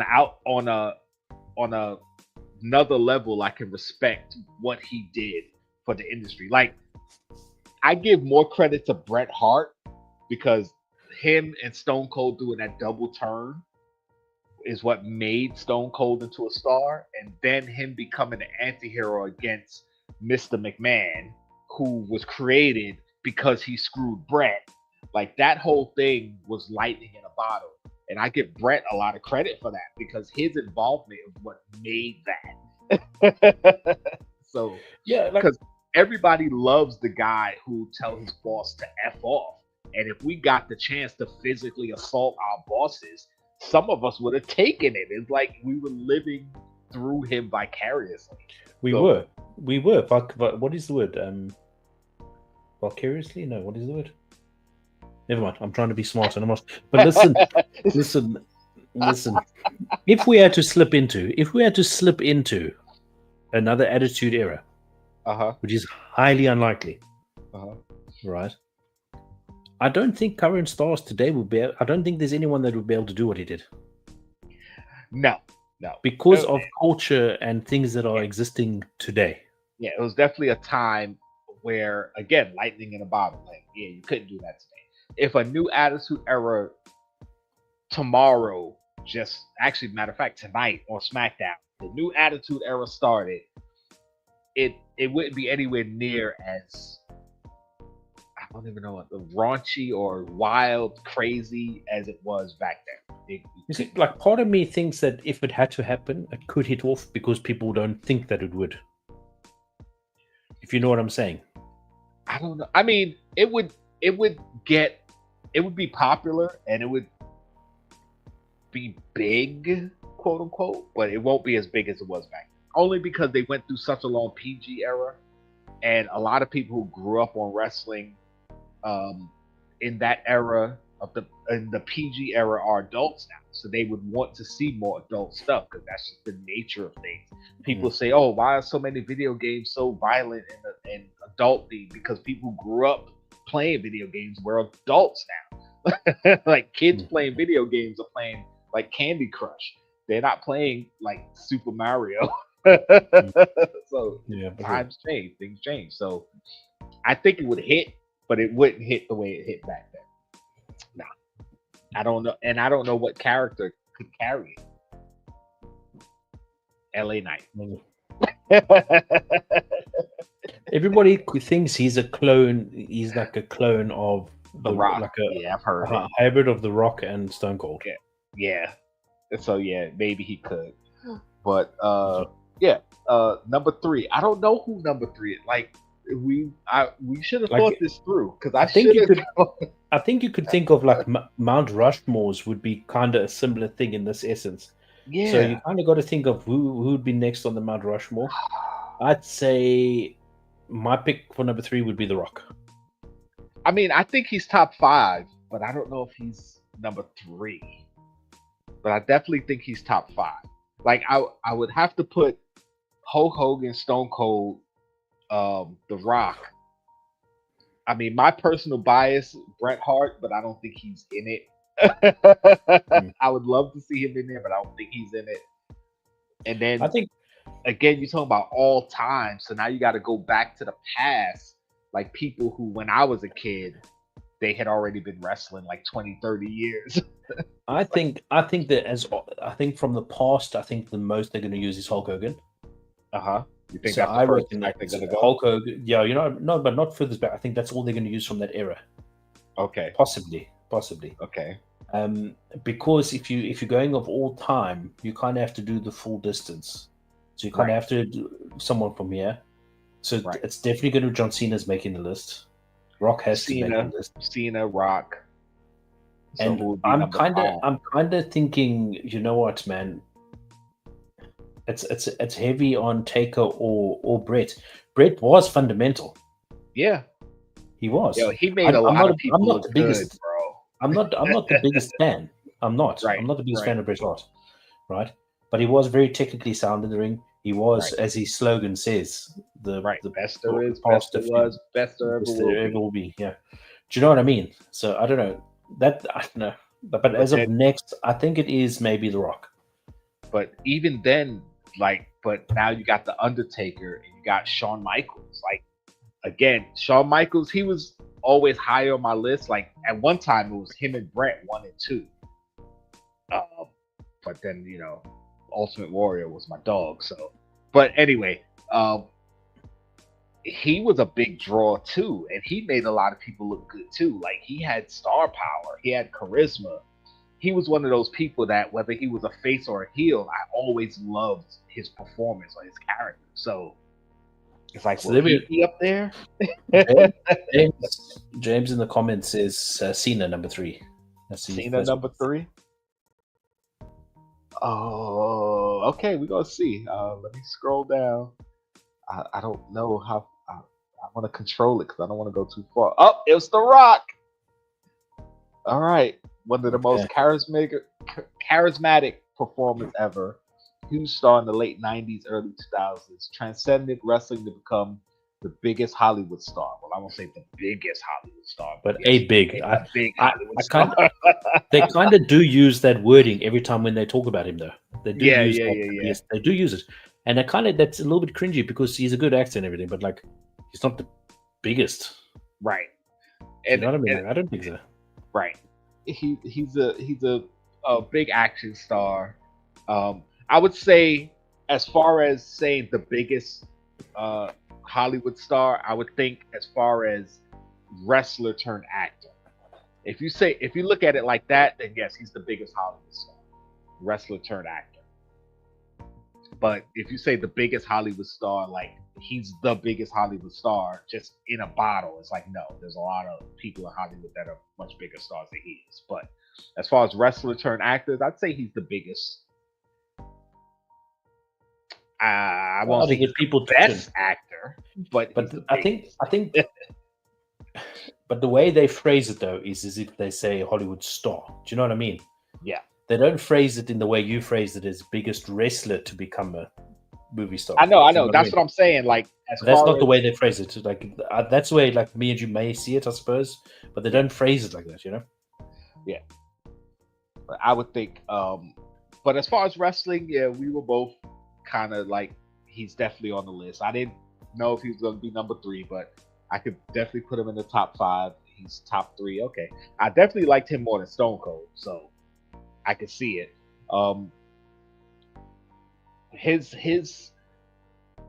rise from coming in as Rocky Maivia and basically getting booed and Rocky sucks chance to him going heel, joining the Nation, a Domination for those who don't know, and then basically overcoming that and becoming bigger than the Nation of Domination because of his because of his charisma, because of who he was. It's like, yeah, he transformed into The Rock and just took off. Like strap a rocket to his back, like they would say, an announcer would say, and it just took the man. 2 minutes. All he said to Vince was, "Give me 2 minutes, Vince. Yeah, I just need to be real with the crowd." Yeah. Oh boy, give me 1 second.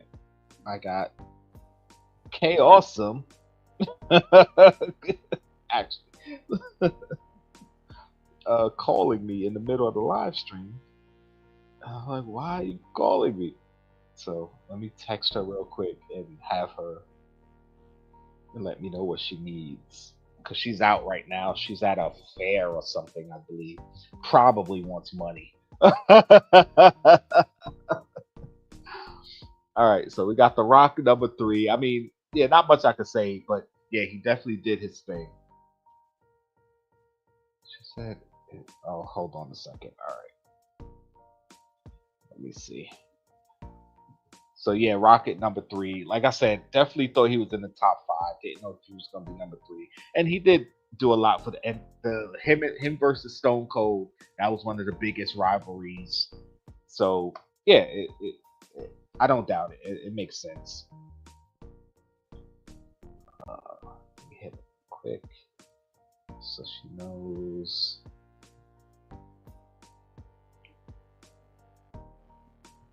All right. So who's your guess for number 4? I mean, I know we said Cena. Okay, I'm gonna go with Cena. My pick is Cena. Chat, if you got your pick before we move on, so just throw down who do you think number 4 is? Yeah, I mean, I think James is the only person here. It shows 3 people watching, so maybe Fat James and Stray Dog. No, Stray Dog left. He came in to say hi. He bounced. I know he's not still here. But if you all say what's up, number 3 was Rock. Yeah, it's probably Cena. And I'm trying to think who would. I'm really trying to think who would be number 5, because I agree. Cena's. I'd say maybe one of 3 people, like Bret Hart, Shawn Michaels, Undertaker. I don't know. It's very hard to say. Yeah, like I don't know. Like Undertaker, I would like personal bias. I would say he's definitely one of the greatest. Is he top 5? I'm not sure. Would other people put him top 5? I'm not sure. He definitely did a lot for the business, especially somebody who kept kayfabe. Like he stayed in character constantly. So for somebody to dedicate Yeah, that much, he was very good at that though. Like, yeah, dedicate that much effort into the business and try to keep the business um and the like respect for the kayfabe, business to do it. respect for the business. Yeah, that's what I was trying to say. Like I would put him in the top 5. The thing is, like, when you're trying to think off the top of your head, you're forgetting people, and then somebody else brings them up, and you're like, yeah, that person, oh yeah, that person. But out of the people we brought up, Shawn Michaels, Undertaker, one of them is probably number 5. If Cena's not number 4, then Cena's number 5. I don't know who could be above it, but Cena has to be the list. It has to be, right? All right, well, let's go. James Willie said Undertaker. Well, we're about to find out. I don't know if he's number 4, but let's go. That's the Undertaker. All right. It says longevity and consistency over 30 years. His WrestleMania streak is legendary. Yep, the streak. And blended character work, in-ring storytelling, and loyalty to WWE. Exactly what we just said. Yep, exactly what we just said. So okay, so number 5 has got to be Cena. Like I can't see how it could be anybody but Cena. He kind of has to be on the list though. Like. And I'm not the hugest. Because I mean, you got three Attitude Era guys there now. Like you can't like. Yeah, and Undertaker, he's been from he's Hulk Hogan era. He's like pre Attitude Era through Attitude Era. So yeah, to today still like. Yeah, he's gone through what 5 decades of WWE at this point. At least 4 decades of WWE. It's crazy. Yeah. Let's just go for it. Yep, John Cena, the face of WWE for over a decade, merged mainstream appeal with a strong in-ring career. Still returns as a legend, bridging eras. So, that okay. I'm not mad at that list. You know what's funny, and I'm not going to do it now, but I saw something recently. I watch a lot of financial channels and stuff, and people talking about stocks and this, that, the other. And somebody did a live stream, and which is where I got this idea from. And he put in he basically asked ChatGPT to make him a portfolio with certain parameters. Certain amount of money and whatever, blah blah blah, and it spit out some certain companies to invest in. And he was like, you know what, just for fun, I'm gonna ask another AI site the same thing, and the other AI site spit out different companies, and I'm like, that's interesting because you figure AI would say the same thing. Yeah. So if different AIs will give you different answers when you ask them the same thing, that's kind of interesting. But I was thinking we should ask this question to a different AI and see if it'll give us the same thing. But I'm not doing that now. Maybe if we do it again, I'll have it all set up and we can figure it out. And a lot of these AI sites, you got to sign up, and I'm not signed up to any of them except ChatGPT, and I'm not doing all that. But with this particular list, though. I'm not mad at it. No, it won't be. It's weird that Shawn Michaels isn't there, but like there wouldn't be space. Right. Like when you talk top 5, like if Undertaker wasn't there or Shawn Michaels was there, I wouldn't be upset. Like we just finished saying, like, yeah, if Brett was there and not the Undertaker or Shawn Michaels, I wouldn't be upset. Again, I don't think Brett is top 5 of all time as far as the parameters of what we set, because we kind of left it broad, and ChatGPT took the initiative to say, well, based on these criteria, which most people agree are what makes a star or a top wrestler, these are the 5 people. Makes sense. Personally, Brett's number 1 on my list, but oh, Strange Dog is here. He said Bray. Somebody who I definitely would respect and say deserves a lot of respect in wrestling, but top 5 all time now.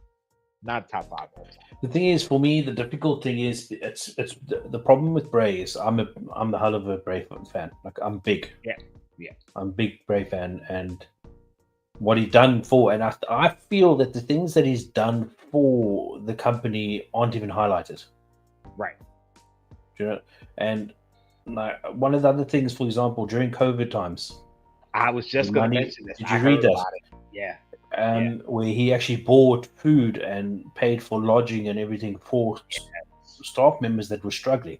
Yes, I heard that story, and I was like, sounds like him. That he's. But like, I feel that if there was more of that brought up, and more of that stuff shown or seen, that side of him, I think it would be a different game.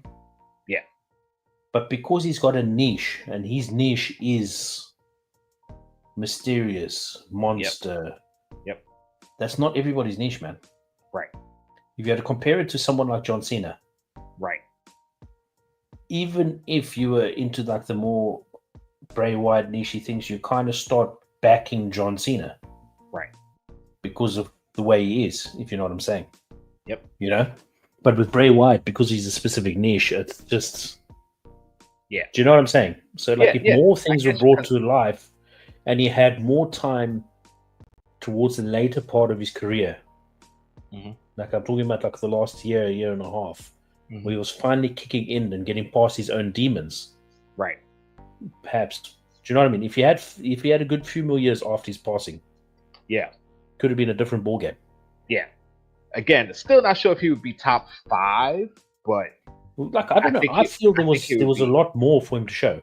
Yeah, he would definitely be higher on a lot of people's list. Because, like, something like with John Cena, like, he's done, I don't know how many like, he's supposedly granted over 600 wishes or whatever. And it's like, that's a lot. But, you know, there's a lot of, well, I won't say a lot of, but there are other wrestlers who do that type of stuff behind the scenes. But they're not as big as John Cena, so it's not going to get headlines like John Cena. Bray Wyatt, for example, with fans, we see him and we understand how great he was and how good of a person he was. But for the casual person, they'll know who John Cena is. They have no idea who Bray Wyatt is. Like you said, they'll gravitate towards John Cena. They're not going to gravitate towards Bray Wyatt. Because of what Bray Wyatt's niche is. Right. Like, you know what I mean? Like, right. You know, like if you're not a wrestling fan, you're not going to gravitate because you don't know enough about it and to appreciate what he done. Right. You know what I mean? Right. In regards to CM Punk. I don't know if he's a top 5. I don't think, to be honest, I don't even think he's top 10, in my opinion. Possibly not. And the reason why I say that is because the toxicity is real with him. Yes. It really is. It is. Yes. When people say that he's really hard to work with, I can believe it. Yeah. Do you know what I mean? Like, and that's bad for a character, though, isn't it? Like, if I'm not against Punk or anything. I dig him. He's talented. Yeah. Well, I've been always been a fan of his in-ring work and his character. But then when I start hearing about the behind-the-scenes stuff, it kind of does. Because I'm like, it does in a way, doesn't it? Like that, you know. Because same thing happened with Shawn Michaels. When I started finding out the type of person he was behind the scenes, I was like, still love his in-ring work, but I just don't like those type of personalities of people who don't want to give back or be cool. Like it's all about them. But continue. Sorry. That's cool. But like, it's kind of like it just, for me, from my point of view, it just affects his output a lot more than it should. Yeah. Do you know? And I think that's where it's, like I don't believe he's best in the world anymore. Yeah. Do you know what I mean? Still great. Like, best he's still great. But like if you had to look at him before AEW, for example's sake, maybe my opinion would have been different. Do you know what I mean? Like, you know, like one of my things I hate about WWE stars going to AEW, the first thing they do is they jump on they jump onto the bandwagon where it's bad about WWE. Nobody care and they treat you. You know what I mean? Terrible and yeah.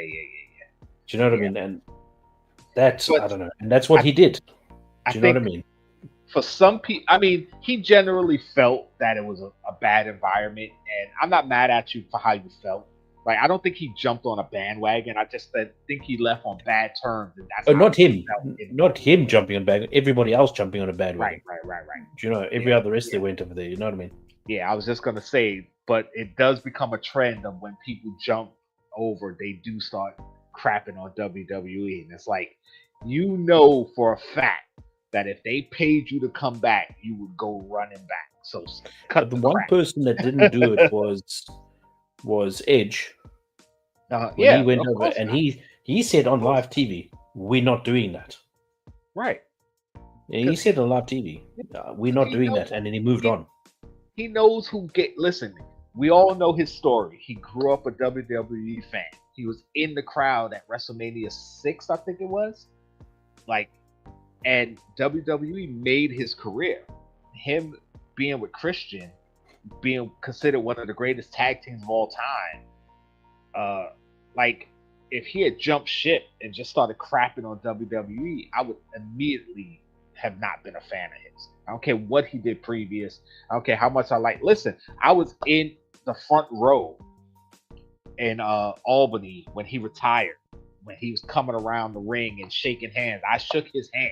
His mom was sitting a few seats away from me. My boy that I was with was the one who yelled at him to thank his mom. He was like, "You don't have to tell me to thank my mom." That was my boy who yelled at him.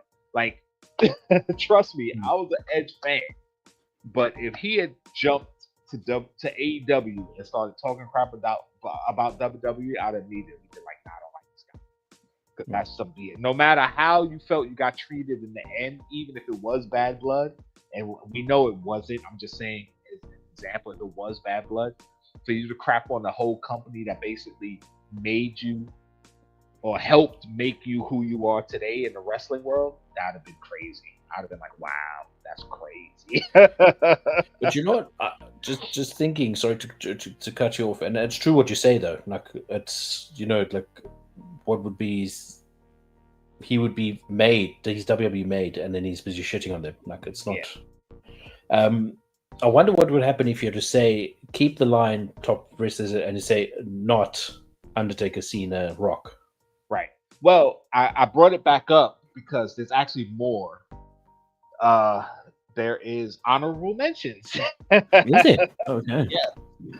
So I saw one of the names, and I'm just gonna say it. It was Ric Flair, and I totally forgot about Ric Flair altogether. I I forgot about him, but not because, at least in my brain, not because I don't think he's one of the greatest of all time, because he should be on the top 5. I think it's because he didn't start in WWE.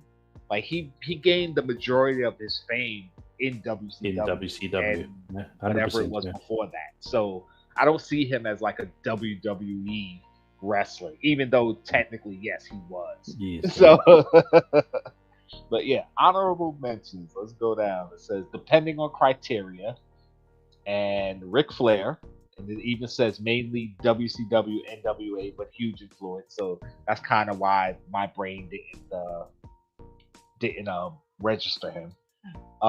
Next up says Shawn Michaels, arguably the best in-ring performer ever, and he definitely was. I can agree with it in the time that he came and what he did.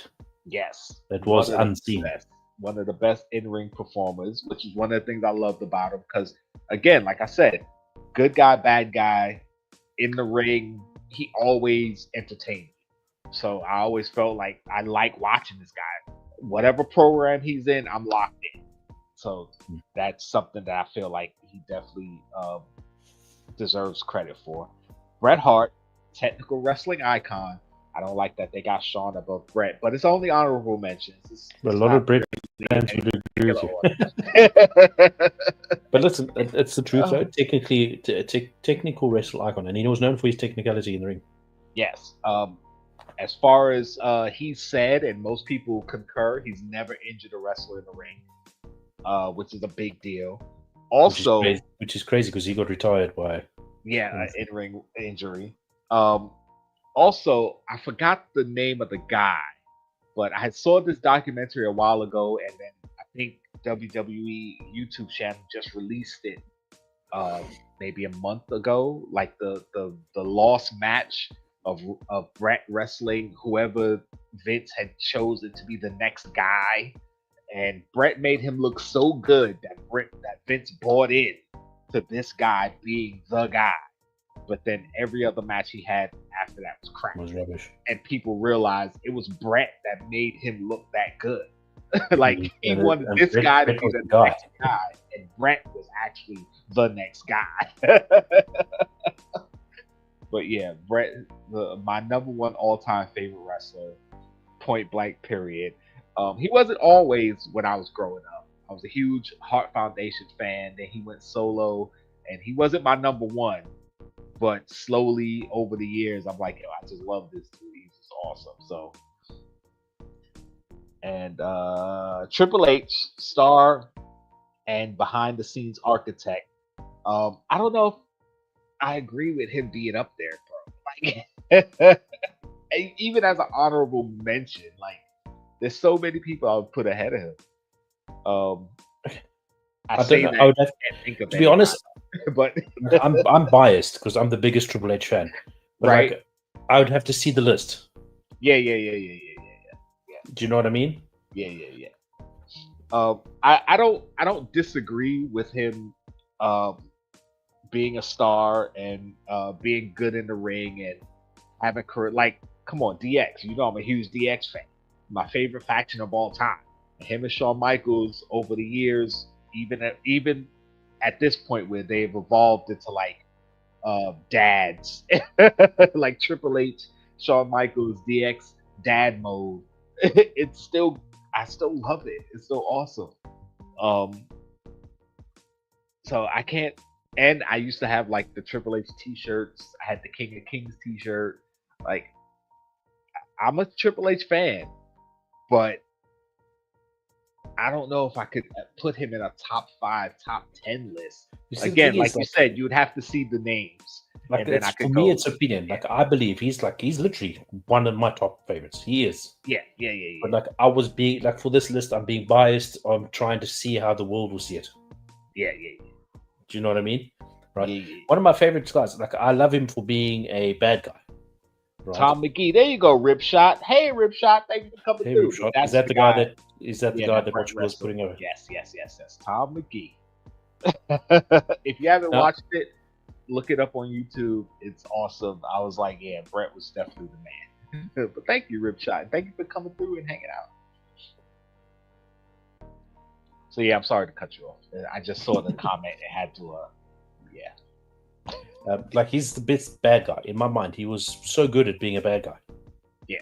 You know, he was. And then back in Attitude Era and everything, when I met the missus, and she found out I was a wrestling fan, and going out for coffee, she says, "Who's that guy? I watch wrestling every on Sunday. Who's that guy? He spits the water." Oh, I said Triple H. I was like, Triple "Ooh, H. Oh yeah, I love that. I'm interesting." You know, he's so good, and he's so good at being a bad guy. I'm like, I've met the one. Yeah, I was about to say it was love at first sight, right? He was like, You know? it. You're like, that's it. I got to put a ring on this one. Yep. Yeah. I definitely loved his entrance. I loved pretty much all his songs. Like I was a fan. I loved the sledgehammer.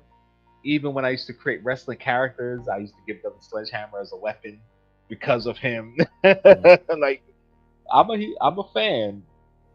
But objectively, top 5, no. I don't see it. Like, I do. I agree with you, because objectively, if you look at it, yeah, top 5, no. But top 10, maybe. I would definitely. We would definitely have to come up with a more comprehensive list of people and go through it. But yeah, top 5, no. Top 10, maybe. And let's see if there's another one. Yep, there's another one. Bruno Sammartino. That was a name that I was expecting because when I was saying, you got to take the history of WWE, and you was like, they probably won't go any further than Hulk Hogan. That kind of made me go, well, yeah, they might not say Bruno Sammartino. But overall, Yeah, I didn't Like think it they would go says, that far back, to be honest. longest reigning champion and carried WWE in the 60s, 70s. Like, yeah, he was the face of the company pretty much before Hulk Hogan came along. So, yeah, Yeah. I figured he would be in the top 5 or possibly be in the top 5. Yep, that's it. And so on, I can give you top 5 based on pure wrestling ability, top 5 by mainstream pop culture impact. You want to give me all around GOAT list? Wow, all around GOAT list. Mixed skill, Mike Legacy. Oh, we might do that another time. But yeah, I expected it to ask that before it gave us the list, but Yeah. it asked at the end. So yeah, we'll probably do that another time. But yeah, that's interesting that it gave first of all gave you said who's 1 to 3. Brett and Sean should both be in top 5. And oh, okay. So you didn't see the beginning. Okay, so just a quick rundown. We asked ChatGPT who are the top 5 best WWE/WWF wrestlers of all time. And it gave us criteria. It didn't really ask overall what we wanted. It just gave drawing power, popularity, in-ring skill, overall legacy. And top 5, it gave us Hulk Hogan, Stone Cold Steve Austin, The Rock, The Undertaker, and John Cena. So that's what it gave us as top 5. We kind of discussed. Oh, I didn't put it on screen. So, Hulk Hogan, Stone Cold, The Rock, The Undertaker, and John Cena.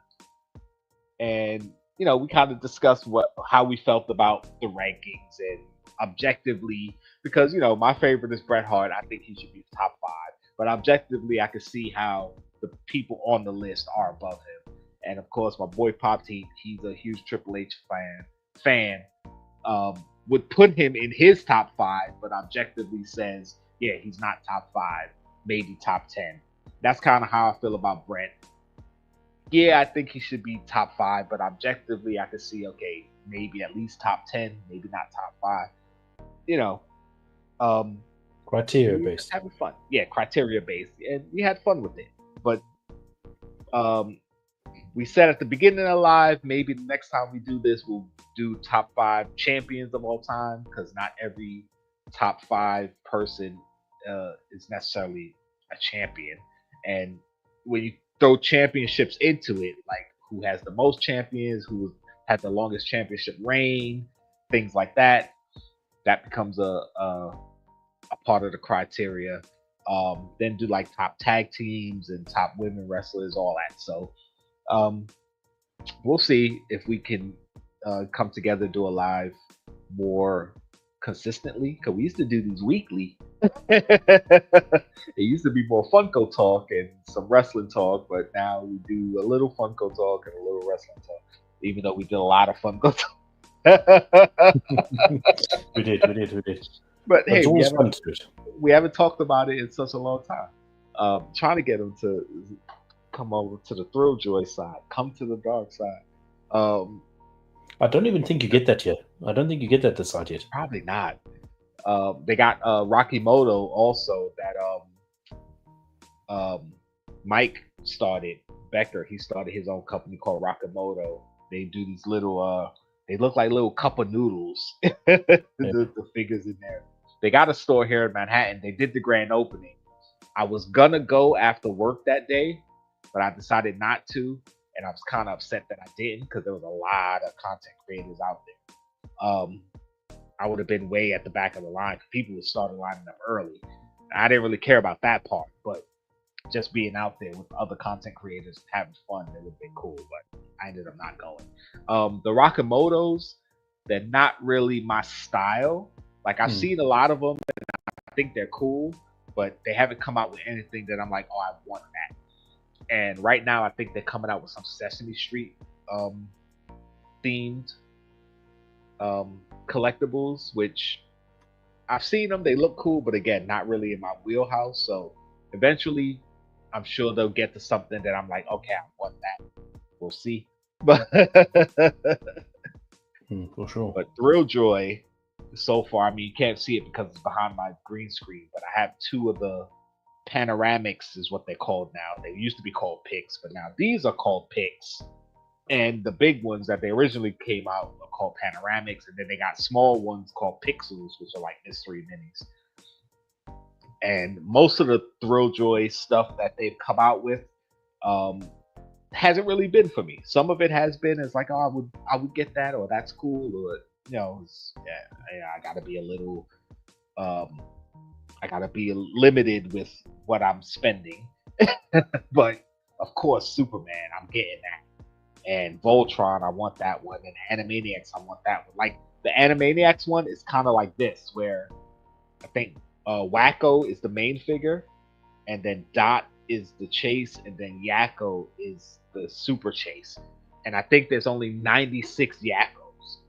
So in a world of collectibles, only 96 people in the world will have the full set. And I'm like, that's how it's supposed to be. Let's see. I would go Hogan, Austin, Brett, Sean, then maybe Rock, Cena, Flair, Savage. Savage. Nobody even. Neither list came up with Savage. Um, yeah, But I like, can that's see the that thing, though. list. Like, that's what's difficult about it. It's perspective. So you kind of don't see. Do you know what I mean? Like Yeah. I kind of would had if I was thinking on Savage, he kind of would be there. Do you know what I mean? Like I don't know. Hmm. It's so hard. Like it's as I said, Cool, it's just cool, cool. perspective.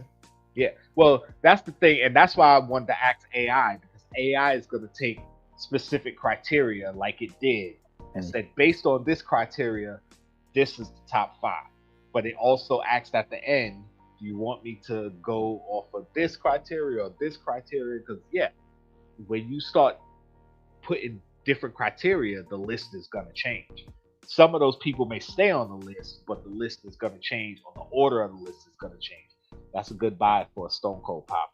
Funko Pops are definitely going down in value, but if you love it, buy it.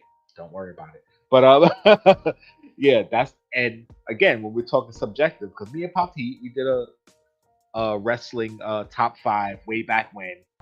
Uh, I had the idea to do my top five list, and he did his top five list. And what I didn't tell him was that we're going to discuss and debate my top one against his top one if they were in a match, and his top two versus my top two, so on and so forth. And it was interesting. It was fun. It was interesting. But And we went deep with that though, because we said like I think we were going on the fact of like if they were a Triple face H versus was if they going were a against, heel, like Triple H would have to be playing the heel, or he would have to be playing the face, etc. yeah, yeah. And it was fun. It was a fun discussion because again, um, like the people on his top five, it's not like people I hated. So even though the people on my top five, yes, they're my top five, and I'm like, I would want them to win.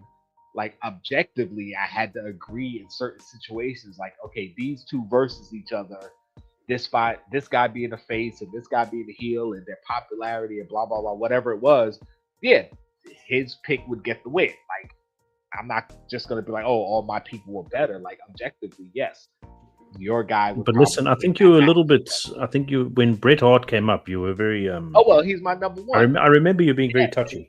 and I don't remember who was your number one. Was it Triple H, I think it was Bray Wyatt at the time. I Bray think. Wyatt? I Like think. I I I the can't way remember. when Let's it actually comes to rewatch that. yeah, we need to rewatch because I don't even remember what the list was. And my top five changes. My top one and two never do. It's always Brett and Ultimate Warrior. But after that, it can change depending on the mood I'm in. But when it comes to Brett, like, yes, I can objectively say that he can lose or should lose to certain people. But Hmm. your number one, it was either Triple H or Bray Wyatt. And I'm like, come on, Brett doesn't lose. Brett doesn't lose those, bro. Not Hmm. babyface Brett.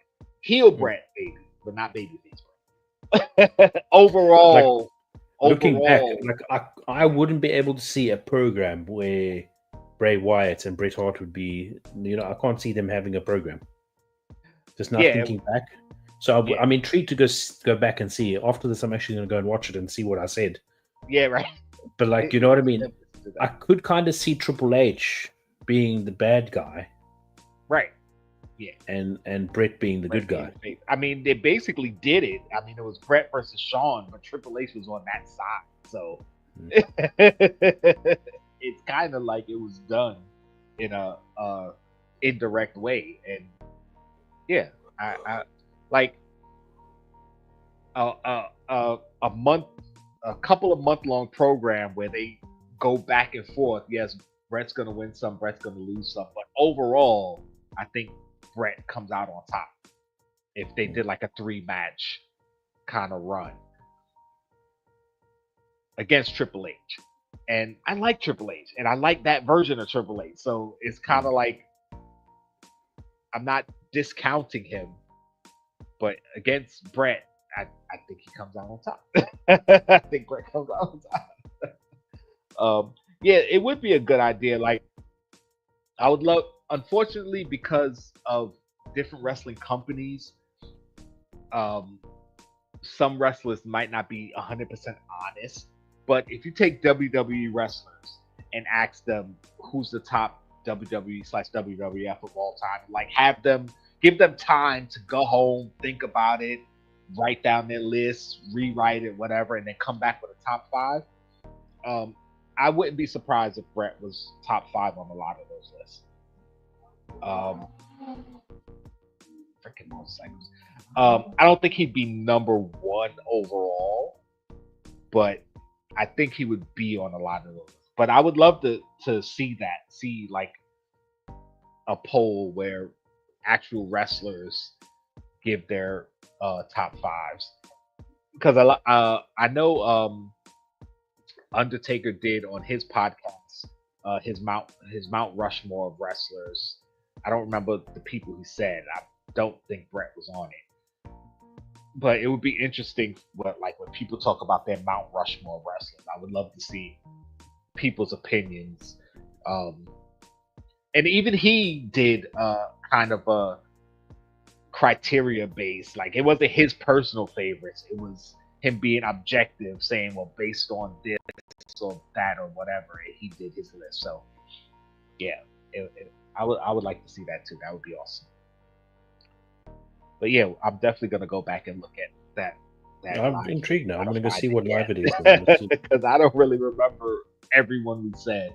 Because I'm pretty sure my list was from top to bottom. It was Brett, Ultimate Warrior, Kane, probably Kurt Angle, and I think Mr. Perfect. I think those might have been my top 5.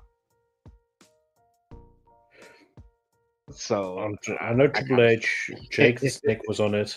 Yep, you got Jake, probably Bray. Yeah, but I don't remember what the other ones were. Yeah. Probably Stone Cold. I can imagine Stone Cold being there. Probably Cena, like Thugonomic Cena. I don't know. I'll have to go back to look. Thugonomic. Yeah, I like Thugonomic Cena. Like when Cena first came out with the rap gimmick, like we're gonna go back to kind of the racial thing. A lot of people I grew up with or watched wrestling with was like, oh, it's a black guy can't get over being a rapper and a white guy gets over being a rapper and it sucks and it's not fair. Listen, entertainment wise, I loved it. You want to go political or racial politics or whatever, I get it. But entertainment wise, loved it. just looking at this now, Hogan's Mount Rushmore. I would love for people to say to wrestlers, your non-generic Mount Rushmore. Yeah. I'll be intrigued to see who people be interested. And I'm talking cross-company. Like, I'll be intrigued to see. Yeah. I would love to see it. Like, if people were just like, okay, we know that's your list, but this maybe, let's imagine for a second they didn't exist. Yeah. You know? Yeah. Like, yeah, I would love to people see like Hogan and Undertaker are going to be on almost everybody's list. Yeah. Do you know what I mean? I won't doubt Hogan will be on a lot of lists. I would like to see, like, for people to go. I mean, again, like I said, we'll probably do this again and do different criteria. But I would love to see someone's top overall list, Then go top current wrestler list. So anybody who's retired, you can't pick. Um, then, like you said, top non-generic list. Like, yeah, because opinions change based on the criteria given. Or top five favorites, meaning they didn't have to be the best or the greatest or have a lot of influence, but you just love their character. Because like I love the Hurricane.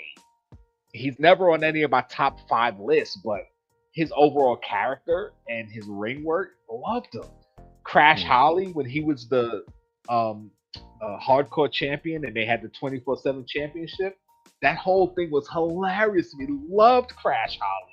Loved his Like the thing is, entrance music. Awesomeness, man. So yeah, yeah. If you like did Bob Holly, Hardcore that, Holly, yeah, right? Bob Holly. He had that one time on SmackDown. I won't forget it. He was actually, they gave him he was getting a what do you call it when you give someone a The Alabama Slam. no, when you give someone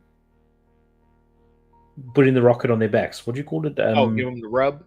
like a push when you're Rub. pushing someone. Yep. He was getting the push, and then Brock broke his neck or something in a power Yeah. bomb gone wrong. Yeah. And then from that point, he just didn't go anywhere. Yeah. And it's like I don't know, like it's crazy, dude. Like, Yeah.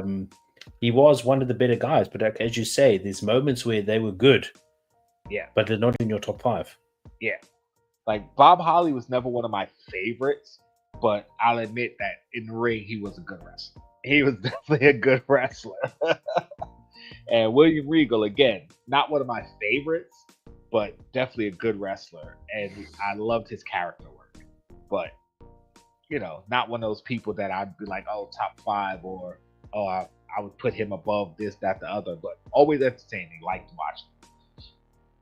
So yeah, like when you talk about lists like that, like it would be interesting, and not even wrestlers, like other content creators who or people who watch wrestling. Like let's get together and do a like a round table and discuss objectively. Because again, my favorite guy is Brett. He does happen to be one of the best in the world, or at least was one of the best in the world. One of the people that a lot of people have on their list. But objectively, like, yeah, we just did the top five, and I knew he wasn't going to be on it. So I said I would love to see him up there, but objectively, yeah, he's not going to be in the top five. So if we can get people to take their feelings out of it and just kind of talk objectively, I think it would be great. Unfortunately, sometimes you can't get people to take their feelings out of it. Yeah, I know William Regal's a big deal overseas, and again, like I have no hate for the guy. I love Will. Oh, RVD, that was my dude. Oh, I love me some RVD. Top five, no, but man, listen. Seriously, would you come on? Would you come on the show? Because if we do another one, I would love to have you on. We can talk some wrestling. Like I've said many times, I'm not the biggest fan now, like I used to be back in the day and into the Attitude Era and stuff. But I'll still talk some wrestling, and I would definitely love to do a discussion into the women wrestling. I love me some lady wrestling. And I'm talking about lady wrestling, not talking about like Divas division or when they were doing bra and panty matches. Even though I loved watching it, that wasn't really wrestling. That was definitely more on the entertainment side. Now, the women we have out there now who's actually going out there and putting on the show and The thing is, like, doing the stuff. Man, like for listen. like the woman, like you can see the future now for women, which Yeah. I dig. Yeah. When you were watching Trish Stratus and Lita, you couldn't see the future. You thought that Yeah. was it. Yeah. And they were like two of the best.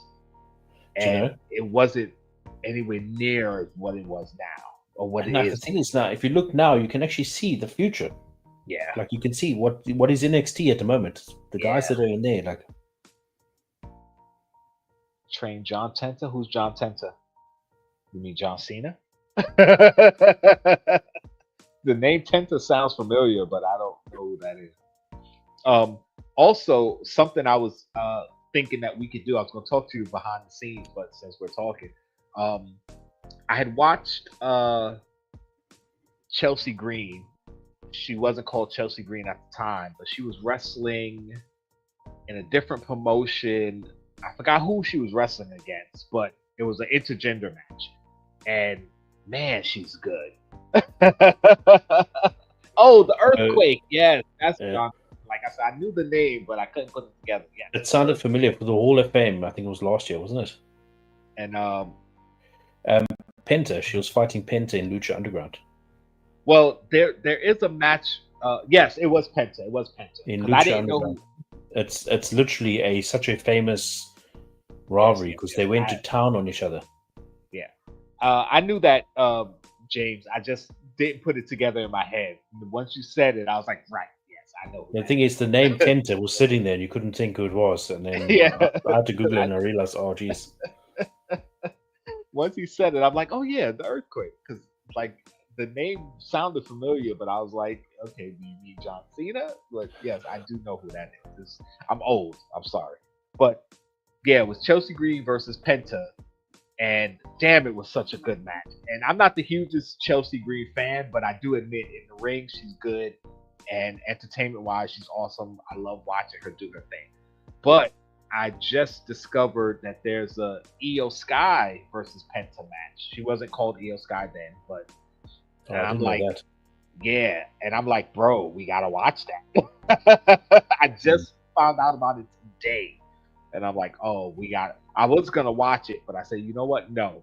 I was gonna talk to you and see if you wanted to try to do like a live reaction to it where we watch it live. And I'm not worried about demonetization because I'm not monetized. And unless they shut down the live stream because we're showing too much of the match, we're gonna watch it. So I'm not a big fan of Chelsea Green's character now. I think it's such a big load of rubbish. Like I I love don't it. like it. I don't like it. I think she needs to become some sort of thing like her husband. Like he's like the indie god. Right. She should become some sort of goddess, but like I don't know. Do you know what I mean? Like I think she should have. She's talented for it. Yeah, she's got the background for it. So push into it, lean into it. Right. I think that when she was doing kind of the Karen thing, like asking to speak to a manager and like that type of character, I liked that. First of all, because it was kind of like making fun of actual people in the world who are like that, but also like that type of character makes sense in the wrestling world. Like I feel entitled. Like I should be getting these opportunities, or I should be doing better. Or I shouldn't be getting cheated or whatever. It's like it was fun to watch, and I like how she's taken everything she's been asked to do and has made it work for her.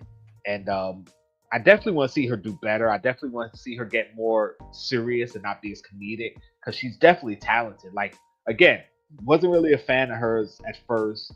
Started watching, started getting interested, and started seeing some of her background. And I'm like, yo, she definitely deserves more than she has. And I don't know what episode it was. I think you said Unreal. You only got to episode 2. I think episode 2 or 3, they kind of featured her a little bit, and she was talking, and you could even hear in how she was speaking, like she feels that she deserves more, but she's gonna ride it out and just be grateful of the opportunity she's getting. She deserves more, bro. She should be champion. She should win the Money in the Bank, and she should be the next champion. She definitely deserves to be up there. The thing is, none of the Secret Service crap. Like I dig it. I dig the idea of the Secret Service. Yeah, like I understand it, but yeah, I hate the character. I hate the people that. I don't hate the people that's playing it, but I don't like the idea of people that's playing it. Yeah. Like when it was her. Surely there's not to make this like a xenophobic thing. I think is the word, from country to country. I think 2 Canadian upstarts would have been good. Yeah, it should have been. Do you know what I mean? It would have definitely been better. Yeah. Or even better, would make it even more heel though, is to have two American upstarts. Yeah, yeah, yeah. That everybody knows American, but they following a Canadian. Right. Do you know what I Yeah, mean? Like, and a lot of that country versus country thing, like you saw it again with Brett when he did go heel, and he was basically a face everywhere except the United States. Like you can make that stuff work. So yeah, for what you're saying, I get it. But like when they took Piper and had paired her up with Chelsea, and they were kind of doing the bestie thing, and before it became the Secret Harvest, like I like that stuff. Like that was cool. When they changed it to the Secret Harvest, I'm like, all right, let's see where it goes. They added Alba Fire, and I still which can't didn't believe they make got rid of sense. Isla Dawn. I'm like, oh my god, how could you get rid of Isla Dawn? Anyway, I loved her, but yeah, like you said, it didn't make sense. And as much as I like Chelsea Green, like the Secret Harvest is kind of like, I don't really care about them. Because the So thing is, even when the eventual breakup happens, I'm not gonna care. like at the point where the whole bestie thing between her and Piper Niven, I liked that because it looked like they were going to kind of lean in to Chelsea versus her. Yeah, But then what I would eventually. have loved to see is that Chelsea was kind of acting like the coward heel, Yeah, and Niven was her bodyguard and that sort of stuff. I yeah, would love to see that, well, Chelsea Green showing more of the woman that was fighting Penta, yeah, and then people didn't see it coming. yeah. Do you Like, know what I mean? yeah, I think that would have been grand. kind of be like, yeah, you think I'm scared of her, but I will beat her ass. You know? Yeah.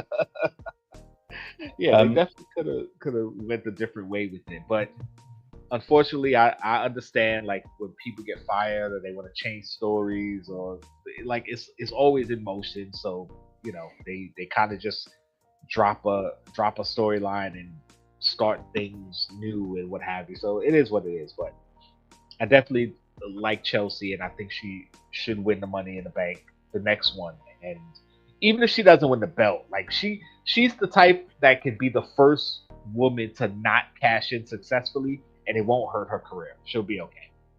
So I think that's what they should do. Like have her cash in, not be successful, but then get a title shot somewhere down the line and actually win fair and square, and that'll put her over crazy. but in the point of cash ins, though, I feel if there's going to be a cash ins and it's going to fail, it should be early on, not later on. Because you stay invested for a year and then they cash in and they fail. I think it's Right, stupid. right. Well, if You it's know what I a mean? if it's a heel and If she's it's going still to be a doing heel work, I don't think people would. yeah, but still, I think looking from a projective side, Unfortunately, for her, I think people would be upset because people would want to see Chelsea win. But if it's a heel that people really don't like say Charlotte won when she was came back and everybody was hating on her, and she went to cash in and she failed, people would have been happy. They'd have been like, yeah, good, because we don't want to see her as I don't champion know. anyway. Yeah, So I but think it that's what's depends on kind of who like it is. with the whole Naomi thing. Like, Yeah. I was like, if she cashes in, please don't make her be the one that's, because at the moment, I at the thought moment, that too. the money in the bank for the woman are 100%. Yeah. There hasn't been a failure. I was like, Yeah, please I don't know. make That's what I'm Naomi, saying. please don't That's what make I'm saying. Naomi the failure. Yep. Um, we don't have to touch on it too long though. But I don't know if you're up to date with Raw. Bailey. I don't know if you Yeah, saw yeah, the yeah, Bailey yeah, thing. yeah, yeah. Yeah. Character switch there. Is she going to become like, is she getting finally a character change or gimmick change that's going to be phenomenal? Like, I I don't know. agree. Like, and the thing with Is Bailey, like, I'm not a okay. huge Bailey fan, but I love her ring work, and I do love her interactions with the factions and the people that she's been working with. Like when she was gone and she came back and brought in damage control, like I was excited about it, and I didn't even really care about her, Yeah. but I know like her history, so I was happy. And again, she's one of those people that if she's in a match, I'm gonna watch it because I know she's gonna be good in the match. But I don't really care about her. It's one of those Yeah. weird things. So yes, if she does a character change that I can get invested in, then yeah, Yeah. I'm gonna be a huge But Bailey. like I'm invested in because once I saw that and then that whole sound thing they did, where you Yeah, what is it? It's one of those explosive things that makes your ears ring. yeah. When they started doing that type of sound, I was like, "Oh, dude, what are they going to turn her crazy, or what are they going to do?" Yeah. So I I'm can't wait invested to now. I see. can't wait till Yeah, Monday now. yeah. I want to see what she's gonna do. And the thing that I'm upset about, we knew was coming eventually, but I'm upset because I think it's kind of early. If they had Asuka and EO have that little encounter, I don't know if that was Raw or SmackDown, but That's I true. was Yeah. kind of like, come on, don't turn Asuka heel already. If anything, I think EO might go heel. They I might don't know. be There's doing a rumors that swerve. Oscar's going heel. Like I don't know. Yeah, that's what I'm saying. I think it's a swerve. I think they're making it to be Asuka like being upset with EO, but then EO's gonna be the one to actually do the heel stuff and become the heel, and then Yeah. Asuka and what's her name, Kyrie are gonna stay babyface. I think that's what's gonna happen. Either way, I'm all for it because I love all three of them. I wasn't the hugest EO Sky fan, but she's grown on me. I loved Asuka, I loved Kyrie, but I was like EO, yeah, but yeah, she's definitely grown on me. I love with EO. They're currently selling her as the greatest wrestler at the moment. Do you know what I mean? That's what they're selling her Yeah, as at the yeah, moment. it's You know what I fine. mean? Which is And crazy she's because good. she's She's talented good. enough. She's She's good. good. Yeah, But like you wouldn't think that they went to that point, yeah. obviously What? because of her not having the promo skills and all of that. But Right. you kind of starting to believe that she is one of the greats. Do you know what I mean? Because they did something really smart. They played on the fact that Rhea Ripley has never beaten her, and you look Mm. at it and you go, well, Rhea should be able to beat her, but they play on the NXT history, which we all know is different from main Mm. roster history. But they played on it, and yeah, she's never beaten her, and up to this point, she still hasn't. And they played on the fact that yeah, sometimes there is that person you just can't beat. It gets in your head, and when you have somebody like Rhea Ripley who's over to the point where she don't need a title, she don't really need to be in a particular storyline. You can fit her in anywhere and give somebody else the rub. Like, yeah, you're looking at EO going, well, damn, EO is like taking on Rhea and being competent, like not cheating, not running, like really going at it with her. She's legit.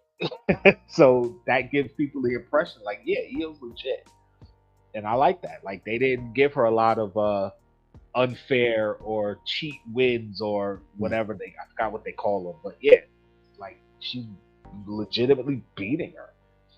So I like that. That's cool. Yeah, that's cool. Yeah, yeah. And that's kind of the thing that made me a fan of it. And again, uh like you said, her not really having promo skills because she doesn't. They don't speak English like that. Yes, they do speak English. They know the language. It's not their first language, and cutting a promo in a language that's not your native language isn't It's easy. hard. Yeah. Anybody who's learned a second language know it's hard to speak fluently in a language that's not your native language unless you grew up speaking a second Mm. language. But all the interactions she's had, and from what I hear behind the scenes, she's actually worked hard learning English and trying to speak it better. It's like she's holding her own, and the fans are giving her the respect to understand how hard that really is. So Mm. yeah, she deserves a spot right now. I don't know how long she's gonna be a main event picture in the main event picture. I see them dropping her back to like the Intercontinental Champion somewhere down the line, but as of right now, I'm enjoying what's happening. For sure, for sure. Yeah. I'm excited to see now. Now that you do your prediction, it's actually got me excited to see if they're going to go that route or not, or what's going to happen. Oh, with her and Oscar? Yeah, Mm. I think so. I think so. That would be interesting, and because her versus Rhea is babyface versus babyface. They don't like doing babyface versus babyface often. So I think having EO turn, um, now you have Rhea versus Io. Well, I don't know if it's gonna be a title match or what the significance is. Maybe it's a gimmick match, a Hell in a Cell, cage, whatever. Now you give Rhea that win, that legitimate win, 1, 2, 3. Uh, I said Rhea, right? It makes it that much more special. The crowd's gonna pop. Io's the bad guy. Rhea finally got her win over. It's gonna be awesome. That's what I see happening. Whether it No, for happens or sure. not, we'll see. But yeah, I can see that happen. And again, Rhea doesn't need a title, so you don't have to make a particular title match. But again, if they drop back and make it like an intercontinental title, I can see that happen because For they sure. want to keep the intercontinental title legit. Like they got Becky with it right now. Maybe Bailey will get it, but you want to keep it legit. You want to keep people who matter in that title race, that title hunt. And Rhea nor Io has had that title yet because it's new. So yeah, I can see that happening. Yeah, it's a lot of ground that they have uncovered, which they can actually Yeah, play into. Yeah. yeah. Even with like with Cena, I uh was it Cena? Yeah, I don't think Cena's ever had the Intercontinental Championship. Actually, no, he had the US. He never had the Intercontinental. No. So I could see them like having him run for the Intercontinental before his career's over. Um, whether he wins it or not, a lot of people will be like, well, of course they're gonna let him win it. Like, why not give him the title? But yeah, that would be cool to see him go for it and not get it. Yeah. You know? I don't know if they're gonna do that. Like, come on, he's a main eventer, having him in the title picture, but he doesn't need a title. He's freaking John Cena. Like, Well, but yeah. we'll see He what is the happens. title. Yeah, exactly. So we'll see, but it would be interesting if they went that way with it. But my top concern right now is what's going on with Naomi. I need to know if she's gonna be here or not. What's going on?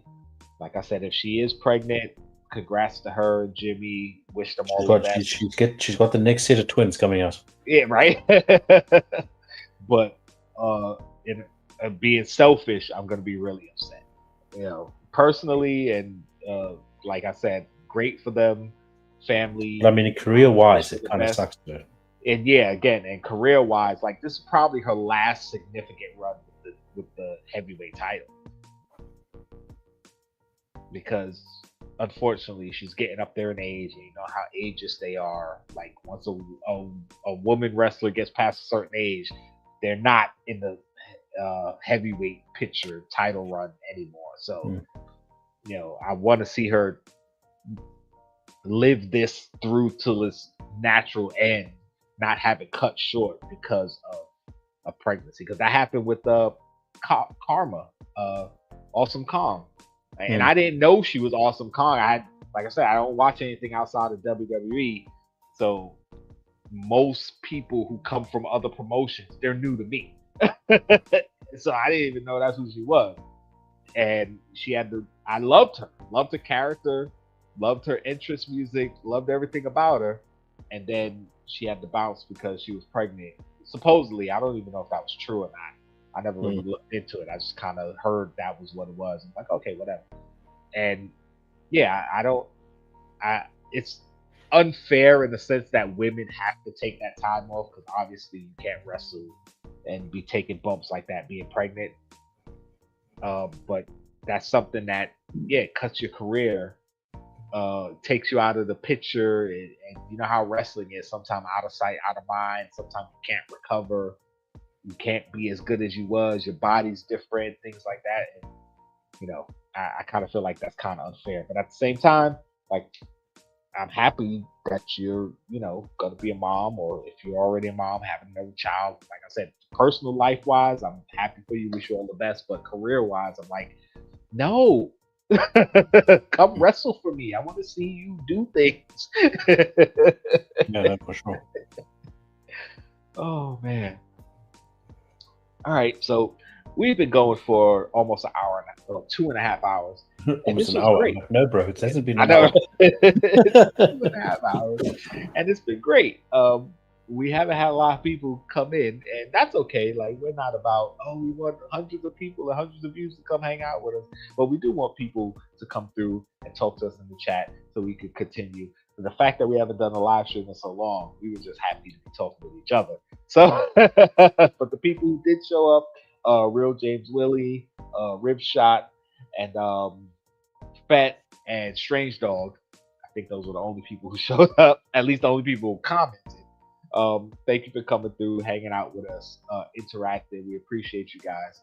Um, Definitely check out Pop Heat. Check out his channel. He's been doing Ark Survival. Um, Total honesty, I haven't watched all the videos, Yeah, it's but not everyone's cup of tea. I do understand that. Yeah. I do put them in the list and have you get views. I do like them, but I don't always watch all of them. But I do watch some of them, and the ones I do watch, I will comment and be like, "Oh, bro, you made progress." Or, "Oh, bro, that dinosaur was cool." Or, "Bro, I like that." So yeah. The thing about from like the outside view, Ark is a very repetitive game. Mm-hmm. It is like there's like I said before, there's like 10, 15 maps or whatever, and there's all the custom maps and all the modded maps, etc., etc. Right. And it is the repetitive progress all the time, but that's just something that I'm into at the moment, and I'm loving it. Rest of the chat again. Okay. I'll definitely hit you out. I'll hit you through Instagram. I'll definitely reach out the next time we plan to. Don't look for it anytime soon because we can't guarantee anything. Yeah. It's already been like over a year since we've done a live together, so it's not like we're doing it tomorrow. But yeah, next time we decide to do a live stream, we're gonna talk wrestling because we usually do fun going wrestling. It was Funko and wrestling. That was that's what we do. The anime and Star Wars. Yeah. Yeah, anime and Star Wars. Exactly. That's our wheelhouse. That's our four. Our Mount Rushmore of topics. But we'll definitely reach out. But yeah, check out his Ark Survival stuff. I encourage him to keep doing it, and I told my boy way back when, listen, record whatever you love, play your games, do what you do. Don't worry about the views. And it looks like he's having a lot of fun with it.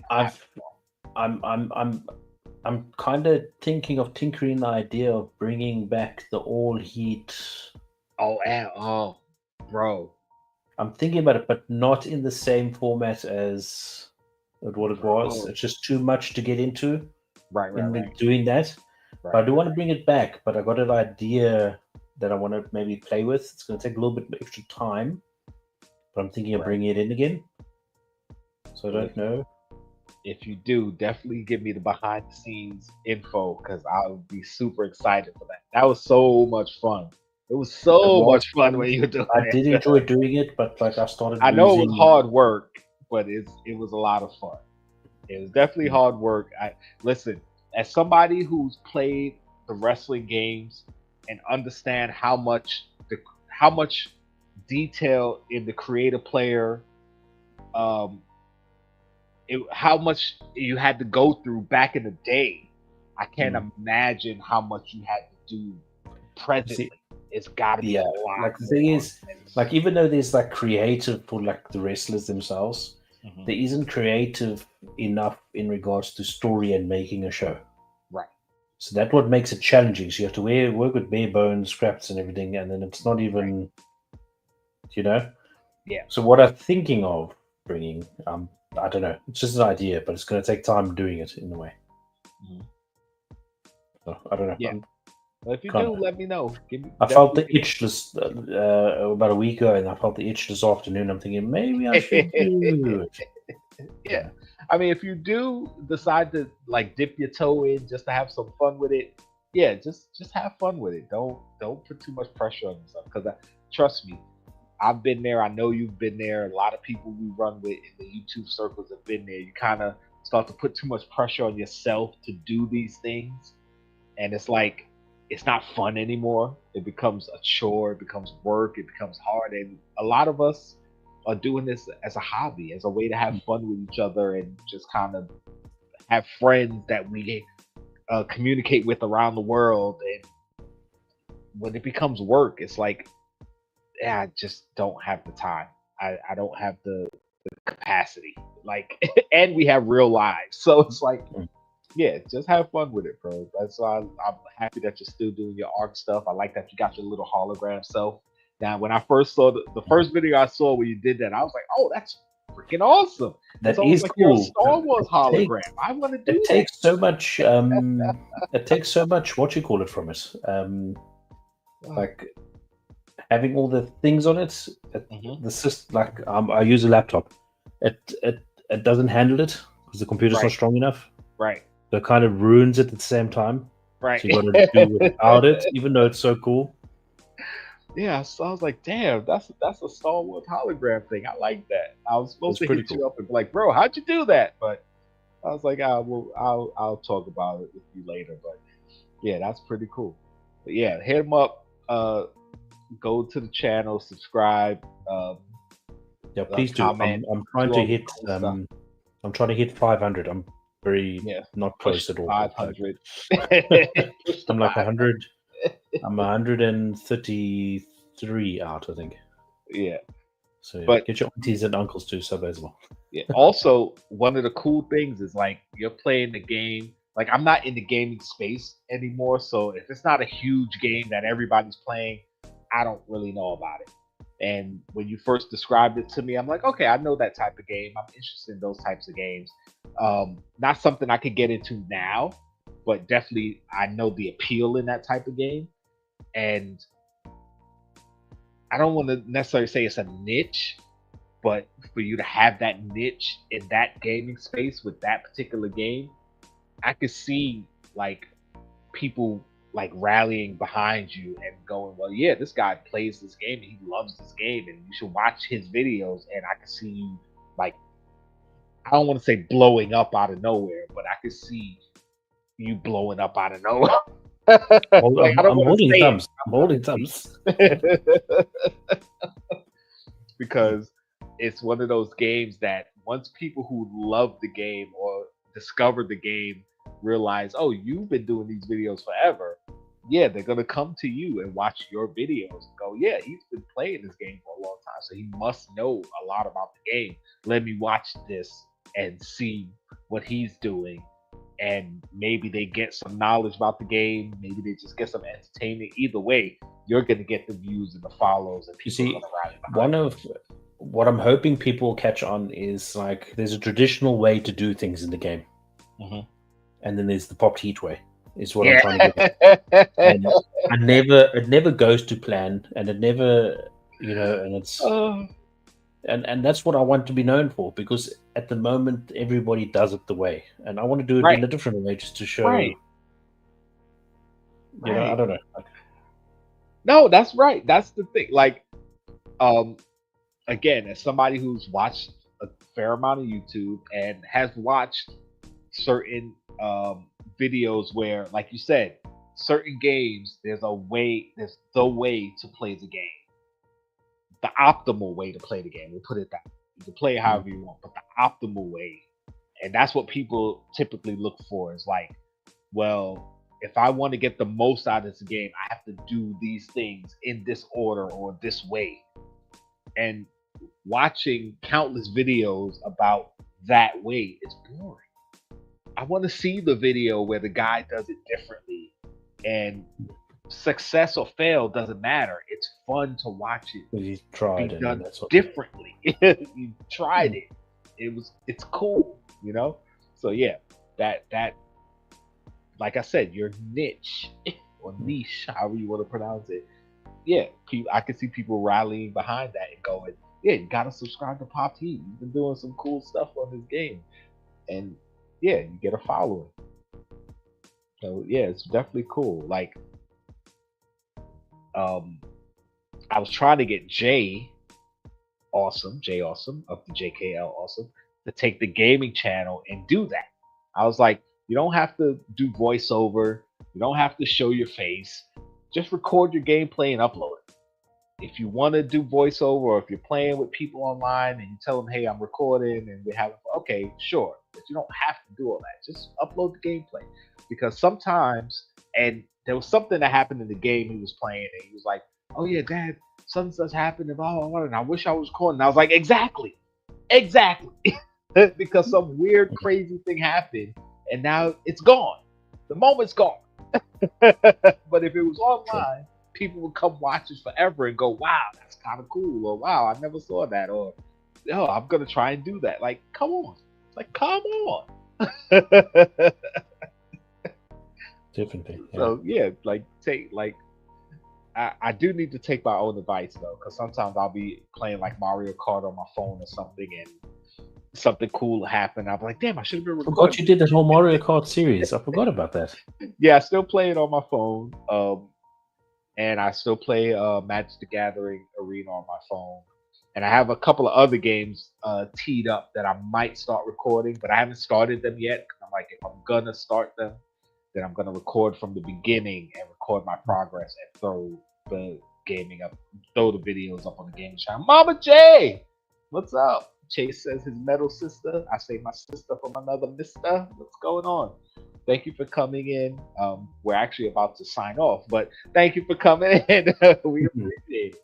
Um, like I said, go check my boy Pop T.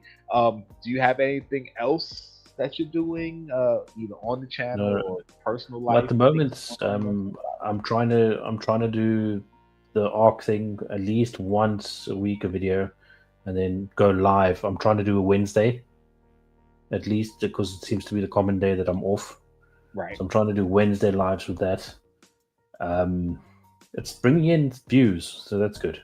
Okay. Okay. Cool. Cool. But Cool. otherwise, maybe, as I said earlier, I'm trying to maybe thinking about the all heat thing again. I don't know. Mhm. All right. Like I said, if you go there, definitely let me know. I thoroughly enjoyed it, especially my cat. He was awesome. You're cool, yeah. In name and in character. No worries, Mama J. I understand. Like I'm not. You know, I'm only sassing you. Like if you show up, you show up. If you can't, no worries. I was talking earlier about me wanting to go live yesterday. I was ready. I was willing, and then of course those knuckleheads canceled. So whatever. But I should be available next week Thursday. So we'll see what happens. Um, as far as my channels plural, I've got four of them, I believe. Mhm. Anyway, the main channel, yes, I'm still doing Funko content. Like I said, I got this one that I'm gonna be opening soon. I'm gonna throw that up there. I got stuff coming out, and I've been doing a lot of throwback videos where I go back to our old videos. I recently did the Can Can challenge, the original Can Can challenge that me and TechBot did. I kind of Mhm. edited out all the fluff and just took like a 2.5 hour live stream, cut it down to like 40 minutes, and I put Smart that enough. up. Eh? Yeah. I say recently, but I think that was like 3 months ago. Okay. I So think what yeah. I think, to be honest, the most recent thing I've watched of you was was it a hot sauce one? Um, I No, what was we did a Skittles taste test and we did a Jelly Belly taste test. the jelly bean No, thing? Yeah, it was the hot wing, the hot ones Pringles. That's probably the one you're that's I talking think about. that's what I saw. Yeah, Yeah, I think. yeah. Me and Kate, and actually we shot that video. I think in January.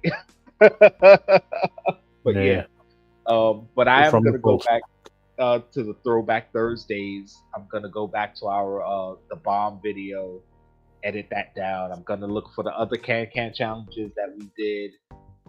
Yeah, I'm gonna just be going back to a lot of our older stuff and editing it down to just the good stuff and throwing it on as a Throwback Thursday video.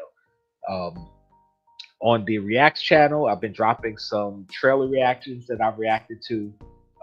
The last full length thing I dropped was the Mean Girls movie, the original Mean Girls movie. Me and Kay reacted to that, and I'm still editing and dropping Bad Batch season 3, which I still haven't finished watching. I haven't watched. I think what did we finish So watching? I think we finished I'm watching season 2. season 2, yes. So I haven't finished season 3 yet either. So Okay, cool. So as you watch it, you can watch my reactions to it. yeah, You can watch along. But I haven't finished. I think I'm on episode 12. I just haven't mm, had the time, and it's been really hot this summer, so I can't sit out here in the heat and react to stuff. Can't do it. But once it cools off, yeah, my reaction videos will start popping off faster because I'll be able to record more. But yeah, I got that going. Gaming channel, like I said, me and Jay will be dropping some gaming stuff. I don't know. Fitness channel, physically I can't do as much as I was, but I'm working myself back up to it. You guys know I got the back problems, the leg problems, getting old, but still doing stuff over there. But Kay is actually gonna start her own channel. I don't know what it's gonna be yet. But she took one that because I think we had the finance channel or walking channel. I forgot what we had, but we had another channel that I created for us to do stuff on. And she said she's gonna take that and do her own thing. So be on the lookout for that. I don't know what it's gonna be, but we'll see. But yeah, I got stuff happening. It'll happen as it happens. Um, yeah, that's it. I don't know. That's basically it. So, what's up? Yeah, I'll say hit the bell because that's how I follow your videos. Yes, hit yes. The bell, Hit and the then bell. the notification. Like I always say, if you like the videos, we appreciate the thumbs up. If you want to see more from the channel, subscribe. And if you want to know when those videos drop, don't forget to hit the bell. I'm not telling you better hit it. I'm not telling you to subscribe. If you like it, subscribe. You know, because that shows me that you actually like my content. You're not just doing it because I'm saying to do it. I prefer that as a content creator. Uh, I don't want a lot of empty subs. I want people that really like what I'm doing to sub to what I'm doing. I mean, I appreciate the empty subs.